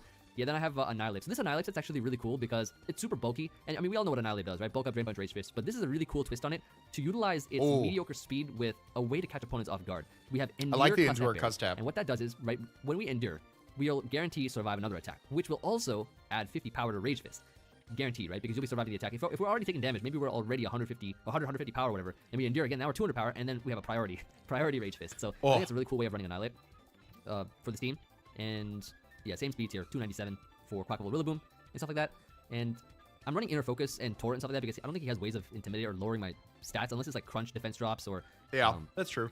I don't know. I think Inner Focus is better. Yeah, I like the Inner Focus for like Intimidate Mabostive. Mons like Iron Boulder. And we don't want that to flinch. Even though I have a Concept Berry, I think it's just better not to get flinched. Yeah, not being flinched either works. Mew is Dragon Dance, 3 attacks. So this set here is really useful. It can potentially sweep his team because we have nice setup opportunities with Lumberry to get rid of status like Glare or Burns or anything like that, or Paralysis. It's pretty cool. Yeah, and I like that. Is a move that it's actually going to be able to heal us up when we do a lot of damage to Pokemon, such as if Mabosif is a Dark type, not Terra, if it's like Terra Dark, we can do a lot to that. We can hit Rillaboom and Hydrapple super effectively, Iron Boulder super effectively and heal up, but Earthquake also is an OHKO on that. Earthquake I have, even though there's grassy terrain, the reason I have Earthquake is because it's non-contact versus Heatran, which could be Flame Body. I don't want to burn my Lumberry up. Oh, true. Burnt, so I have Earthquake here, which don't want to run like high horsepower or something. I get that. Even in grassy terrain, especially after Dragon Dance. And Psychic Fangs is just a good attack overall. I mean, it does damage, right? We want it to do damage. Psychic Fangs stab removes any screens that he might bring. Pretty useful. And Screamtail can get access to both screens. Like 297, 297, 297. You already know what I'm scared of, that Quackable, because I swept him with Quackable. He might try to sweep me with Quackable. I know what's going to happen. And yeah, that one is extremely scary. Even in testing and stuff like that, like, I got swept by Quackable countless numbers of times. That mon is good. I actually want to get it again in draft. I think that mon is fantastic. And finally, Empoleon, which is their nice defensive EV spread with Chocolate Berry. It survives a +2 close combat from Quackable, and you can destroy it back with Grass Knot, his Slash Cannon, and stuff like that for mons like Boulder. Nice Haze. Screamtail, stuff like that. Haze is just an emergency measure versus Setup Screamtail, which are very, very dangerous. So I have that as like an emergency button for that. Aqua Jet just I like priority. that. If I need to pick stuff off that are weakened, it's pretty useful. And yeah, that's going to be the team for week 1. Hope y'all are excited for this. His sets are always so crazy. I love it. And I love it. I hope we win. I hope we do win week 1. That'll be nice if we can. But either way, I'll try to put on a show and make this heat put in the work. I shall see you all for the battle starting soon. And so it begins. Week 2 of the SPL is finally here with our week 1 battle against my good friend Drewby. Super excited to have more Draft League content for you all, and I'm eager to try out the new team we drafted. Now, if you missed the draft analysis video that I uploaded, be sure to check that out to see all the Pokemon I picked up for this season. And subscribe to the channel. Yeah, and these teams crazy. Out on any of the Heat I love content. it. I'm trying to get to 100. I would love to get a wheel pick at some point. So, I got let's pretty queue up close. And, let's search Third for overall this I'm season. curious to see what he brought against us. In testing, I found this matchup to be quite difficult, but I feel like we're bringing a pretty great team to start things off. So we'll see how it goes. Let's see what he brings. He's got the Iron Boulder, Quacklevolt, Rillaboom, Mabostiff, Frostlass, and Screamtail. So these are mons that I definitely expected. In fact, I think the last test that I did with Joey had all these 6 mons, so I feel pretty good. Though, I mean, it was like a worst case scenario type of thing where, I mean, these are the best mons, probably, or the most threatening ones, I should say, the most annoying ones to bring. So yeah, he definitely brought those, so I'm sure he's well prepared. And yeah, I mean, like top 6 plus a dark type. I like it. Frostlass is annoying as a lead, and things like that. Quacklevolt, extremely dangerous mon, and we gotta like get rid of Rillaboom so that we don't get mons picked off by Grassy Glide. Mabostiff is a good territory. So much fun. Oh yeah, no, it definitely looks. It looks way too fun. Gotta watch out for that. So in terms of leads, what am I thinking? Plot armor, love that. Zeus is mad, crazy, not a clone. Okay. War of World, I don't get that one. Evil Envy, yup, impressive, beautiful. In terms of leads, so usually when I see Frostlass, I would lead with my Raging Bolt, and I'd lead Raging Bolt because I have AV, so I can sponge any hit, and I want to essentially. I don't want to start with like Empoleon or anything like that. I don't want to. I dig that. Just in case. Tripod Alien. Oh, War of the Worlds, Tripod Aliens. Okay, thank you, Roy. I can just discharge into a potential para, into a Thunderclap. Yeah, essentially getting rid of Frostlass. I remember seeing that movie in theaters. Tom Cruise. There. Way back in the day. That was God. Was that in high school? Middle school? If I can, that will 100% be the goal because he does not have a Toxic Spike Absorber unless Mabostiff is Terra Poison, but I don't think it has the mileage to get rid of T-Spikes as efficiently as a Poison type. Definitely. Damn. Red. So, I think discharging here on Frostlass is the play. Now, I don't think he'd be like Choice Band, Triple Axle, or anything like that. Even if it is, Choice Band, Triple Axle will be crazy. With the amount of bulk that I have, I can basically eat up any hit from this Pokemon. So, I do think that discharge is the play. Like, I could swap to Empoleon or whatever. I don't think it's worth. Like, I think he's just gonna try to get up spikes. Yeah. And if I Thunderclap after I discharge, if he's Destiny Bond or something like that, I'll be able to scout for it at least. Yep, there's spikes. That's kind of what happened while I was testing as well. So, had a feeling it would be something like this, but yeah, nice discharge and no para, which is fine. I can Thunderclap here is my play, just in case he goes for an attack. He could spike again, but I feel like maybe he'll want to get damage on this mon with an Ice Beam or something. What does Thunderclap do? So it's like because electric type Sucker Punch. If I'm him, I would want to try to get damage off on this thing. So if he goes for his spike, the Thunderclap will fail, or if he goes for a Destiny Bond, the Thunderclap will fail. 2 spikes would. So then I would Thunderclap. But he could also go for another move. And it works, so that means he went for an attack. Whatever attack that may be. Oh. Thunderclap disabled is annoying. The Curse Body activation. Thunderclap disabled. That's, okay, so we got a spike up. I mean, I don't think it's that bad, but it probably is bad. Just to have that move disabled for priority. If I wanted to stand on something else and attack into Thunderclap, I could have done that, but not anymore.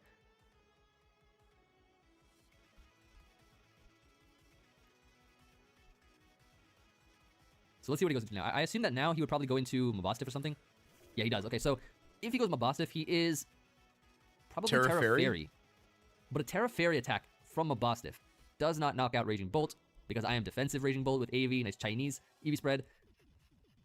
You just discharge. You just click buttons. I could discharge here because if I potentially get a pair, that could be nice. He does Terra, yep. So I was about to say, yeah, you just live this attack. You just keep hitting because buttons I can't Thunderclap right after, which because of it being disabled, I would have to switch out. Well, I don't know if I can switch out because of Stakeout, but depends on what he goes for. Oh, Crunch.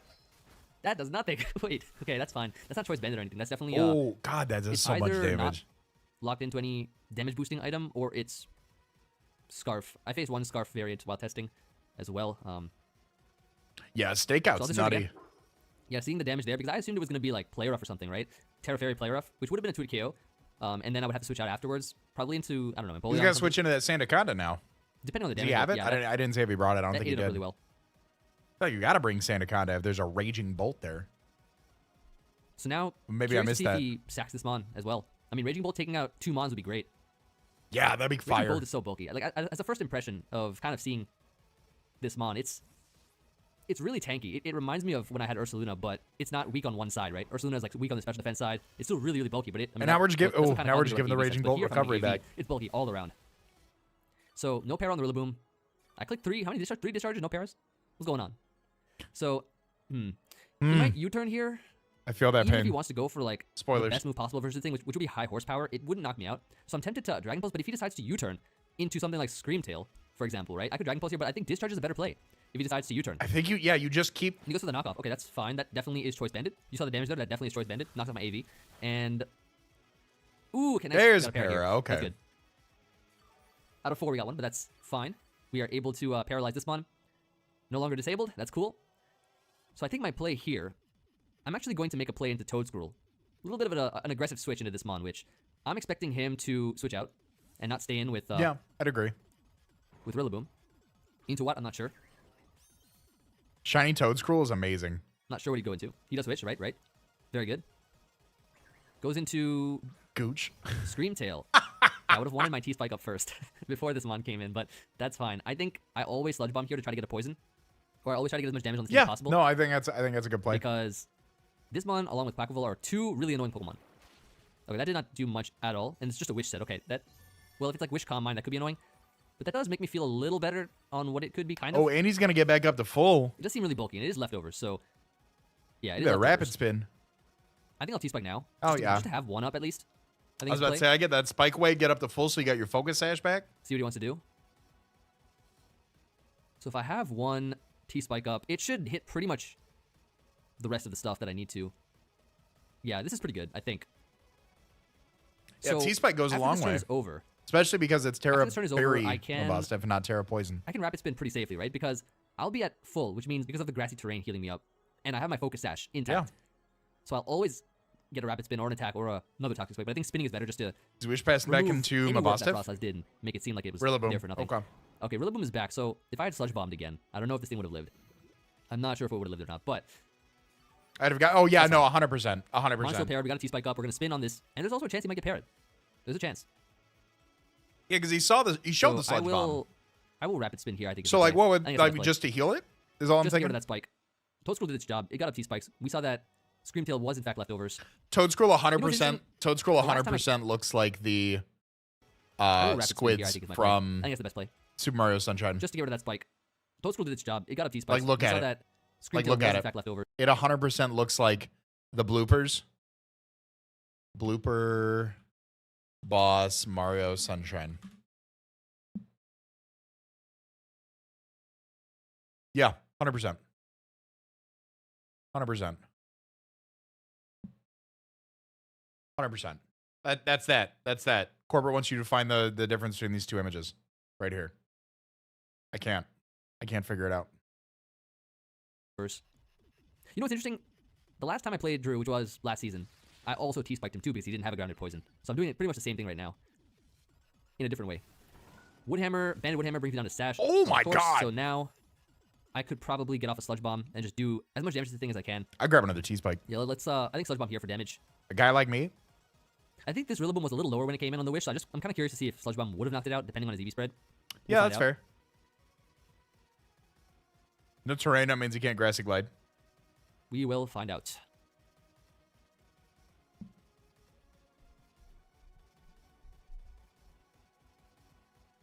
So yeah, I would definitely recommend, if he's watching this, to probably maybe get a grounded poison. If things work out the way I would recommend you Spike, to get a grounded poison. Kind of worth keeping. That's such a bold thing to say mid-game. Just thinking about this turn though. Oh yeah, there's no way this thing would have lived the Wish. Like from coming in from Screamtail, it would have died to the Sludge Bomb. I think because, if I'm not mistaken, if my memory serves me correctly, that Rillaboom was a little lower, or a bit lower. So that Sludge Bomb would have knocked it was at like half. Off.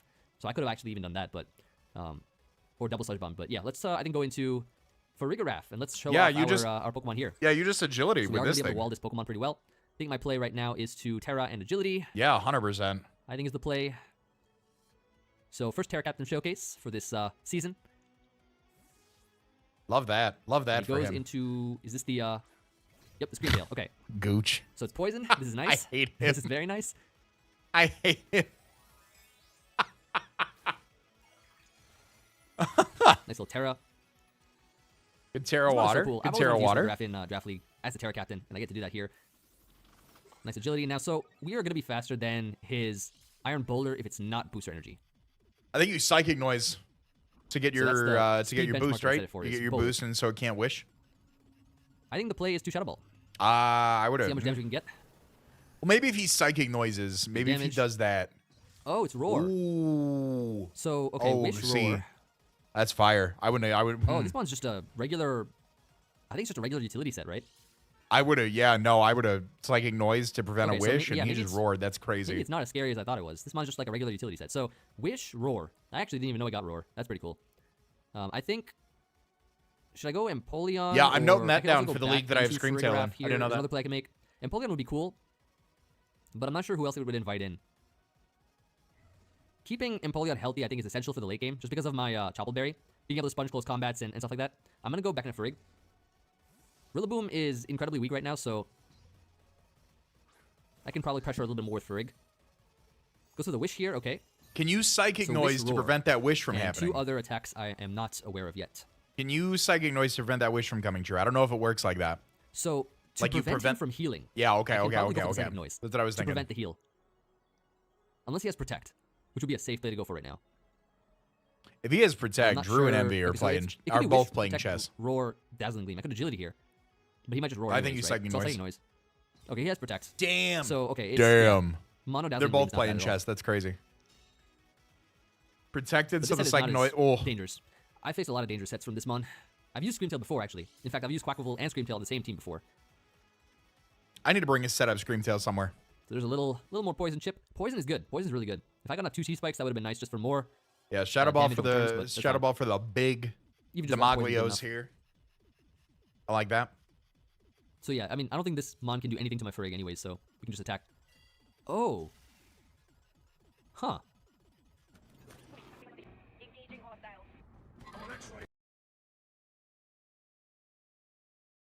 He did what? He did what? He disabled the Psychic Noise? Damn. So, Damn. okay, we're saved. We are saved. This mon has no attacks.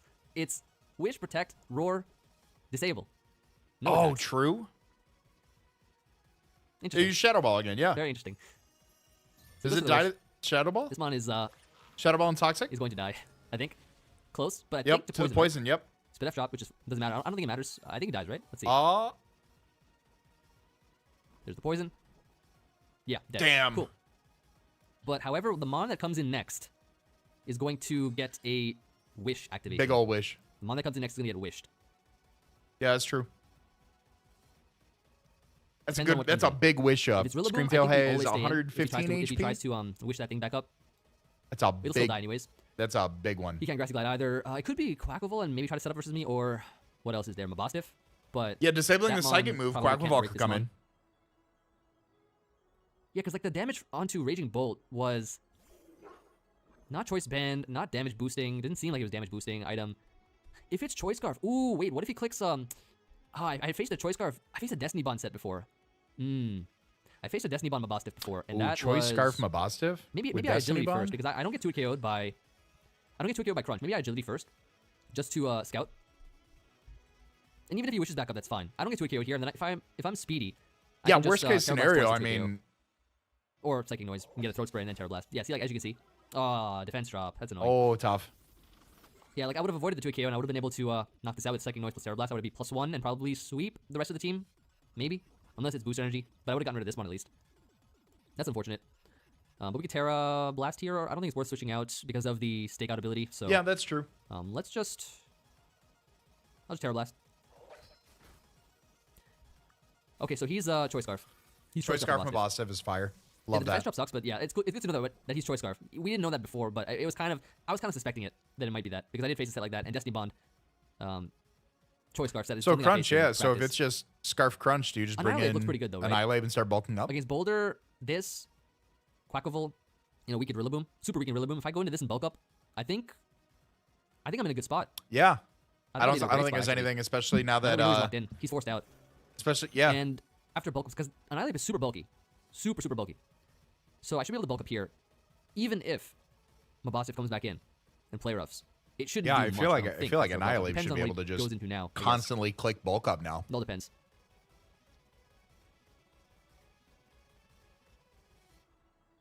Because I could see him going into maybe sacking Rillaboom or something, or going into it. But if I bulk up and he Grassy Glides, would I live the incoming play rough from Terra Fairy Mabostiff? Would I live that? A +1 bulk up, Banded Grassy Glide into a Terra Fairy play rough. Would I live that? I'm not sure. Yeah, that's a crazy sequence of events. He's thinking about this turn too. Okay, switches out. Yeah, you withdraw. You don't What does click he do? crunch in front of this thing. This mon is the Rillaboom. Okay, so I expected this might happen. Now, I do get passive recovery back from grassy terrain, so that might help. That might actually help. So now my play is to Drain Punch or Rage Fist. I think Drain Punch always, just to get back my as much little bit of health as possible. Okay, that does a lot, decent amount at +1, because I'm invested in a lot of bulk. Yeah. Have a Chinese EV on this thing. I think it's fire. Now it's 100 base power on Rage Fist. We're also gonna get health back. He from does have the grassy D-Bond terrain. on the scarf. Oh, love that. Perfect. Okay. It's a great oh shit button. So now 3 mons left. Iron Boulder, my Boss Stiff, and Quackable. All of them pretty big threats, but physical attackers. Yep. And now I'm bulked up. Evil Envy's out here. Evil Envy is here. Well, an interpretation of Evil Envy. This is the reincarnated. This is the manifestation of Evil story. Envy right here. Goes down to buy. Yep. And so let me just run the calc before I click anything. So Choice Scarf, Terra Fairy, play Rough, Mabossif. That does, I'm at 299 HP. That does not enough. What if I change it to Adamant? Although I don't know if Adamant would have been faster than, well, it might have been faster than my, yeah, I live. I think I live. So I should always live this. Guaranteed 100%. Yep, this is a +1, From this going to range, be I always 150 live, base Player power Rough, move. so I'm going to Rage Fist here. Oh, Terra Blast is weaker. Great. That's perfect. Terra Blast is weaker than Player Rough by 10 power or whatever. Yep, perfect. Expertly EV'd. Player Rough would not have knocked me out either. And goodbye Beautiful. to you. And now we are in Custab Berry range. All right, that is huge. Yeah, Berry range. Custab Berry And range so on it all 150 depends if base he goes for power. Iron Boulder first or Quackable. If he goes Iron Boulder first, Oh, is he still it's Custab? obviously guaranteed faster than my Annihilate right now, and could He's pick got me off if I the- did he's not got have the a grassy Custab terrain Berry, but up. I have a Custab Berry. Ooh, I'm so excited. I'm so excited. We might get to show off this Pokemon's item. I didn't get to show off Throat Spray, unfortunately, on Frigoraph, which was one of my heat techs that I wanted to show off, but Custab Berry might come Yeah, in no, clutch. that's still 25% Let's see or what less. happens. Goes into, I don't think I've seen this one yet. Yeah, this one. Iron Boulder. Gets poisoned. Look at those T-spikes. And it is booster energy. Okay. What does he boost in? Speed. Your speed booster energy doesn't matter because I raise you Custab Berry Rage Fist. Yep. Feel my wrath. Feel the anger of Evil Envy. Oh the my rage. God. Custab Berry time. Oh my God. Let's go. Gone. Damn. And I think that's the whole game. I think it is. Because I'm naturally faster than Quackable. I set my speed to be faster than Quackable, and I also put a decent amount of bulk into this mon as well. So things are looking good. Last mon Quackable here. Annihilate's Now Quackable, dangerous insane. Pokemon, right? It could still be dangerous, but I don't think there's enough for him to be able to knock me out. And I also think that Rage Fist, now that I'm it's 150 power Rage Fist at +1. I was about to say, do you have like Brave Bird for it if you're faster? But if you're not faster, poison then as well, so it's unlimited turns. Rage Fist come through. Not enough. It's Rocky Helmet, so it is so it's more, I guess, defensive.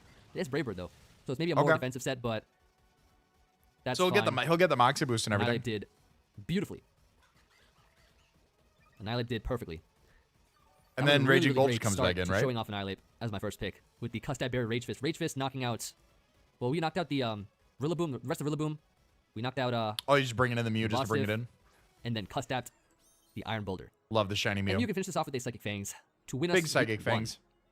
Big And the first Psychic mistake indeed Fangs. was GG, it's eliminating MV. me. Wow. Not that was a bad, match. Not bad. That was a match. Loved the back and forth between the Scream GG, Tail. Envy. Loved Good that game with to the Druby. Definitely. love the back and forth with the Scream Tail and the Farigiraf. Love the Farigiraf set. Like I said, I definitely thought that I didn't even in my own team prep was like, why is he Terra Water on there? Why is he Terra Water on there? I'm gonna drop the link again to MV's video. If you guys want to go drop a like, leave a sub over there. If you're not already, go do it. But that is all of our, I'm not gonna make you sit there and watch. I'm not gonna sit there and make you watch my side of the stuff. And I don't have the stomach to watch Chimpak's side because spoilers, I don't want to know about a roll. So, but I am gonna drop those there. But I'm gonna wrap up here. We actually wrapped up early. I think it's because we have less coaches in the SPL than we do the Pokemon Premier League. So, I was able to, just clean through some of these games faster. So next week, so let's talk content. Let's talk about what's coming up. So this Saturday we have the Pokemon Premier League Week 2 match. We're going up against JV. Crazy team. I did make some free agent transactions on the team. I think some people might be a little annoyed by, but I think they round out the team a little bit better. And then week 2 on Sunday, battling my one and only grandfather, Shady Penguin. We already saw his match earlier today. Absolutely cracked battle. You guys line up for that. And then next Tuesday and Thursday, we are keeping the watch parties rolling. Absolutely love doing these. This has been super fun. gets me, gets us all together, watches some draft league stuff. You guys get to see my reactions. I get to watch these and like have dedicated time to watch these. So it's crazy. Crazy you're doing 2 drafts at once. I love it. I love it. I love doing the draft. Draft league is my thing. And it's doing well on the channel too. So, you know, gotta love that. Gotta love when it does well and I enjoy it. It's the 2 things. So, yeah, I'm gonna wrap up here for tonight, guys, though. Appreciate you guys for tuning in tonight. Leave a like, subscribe if you're new.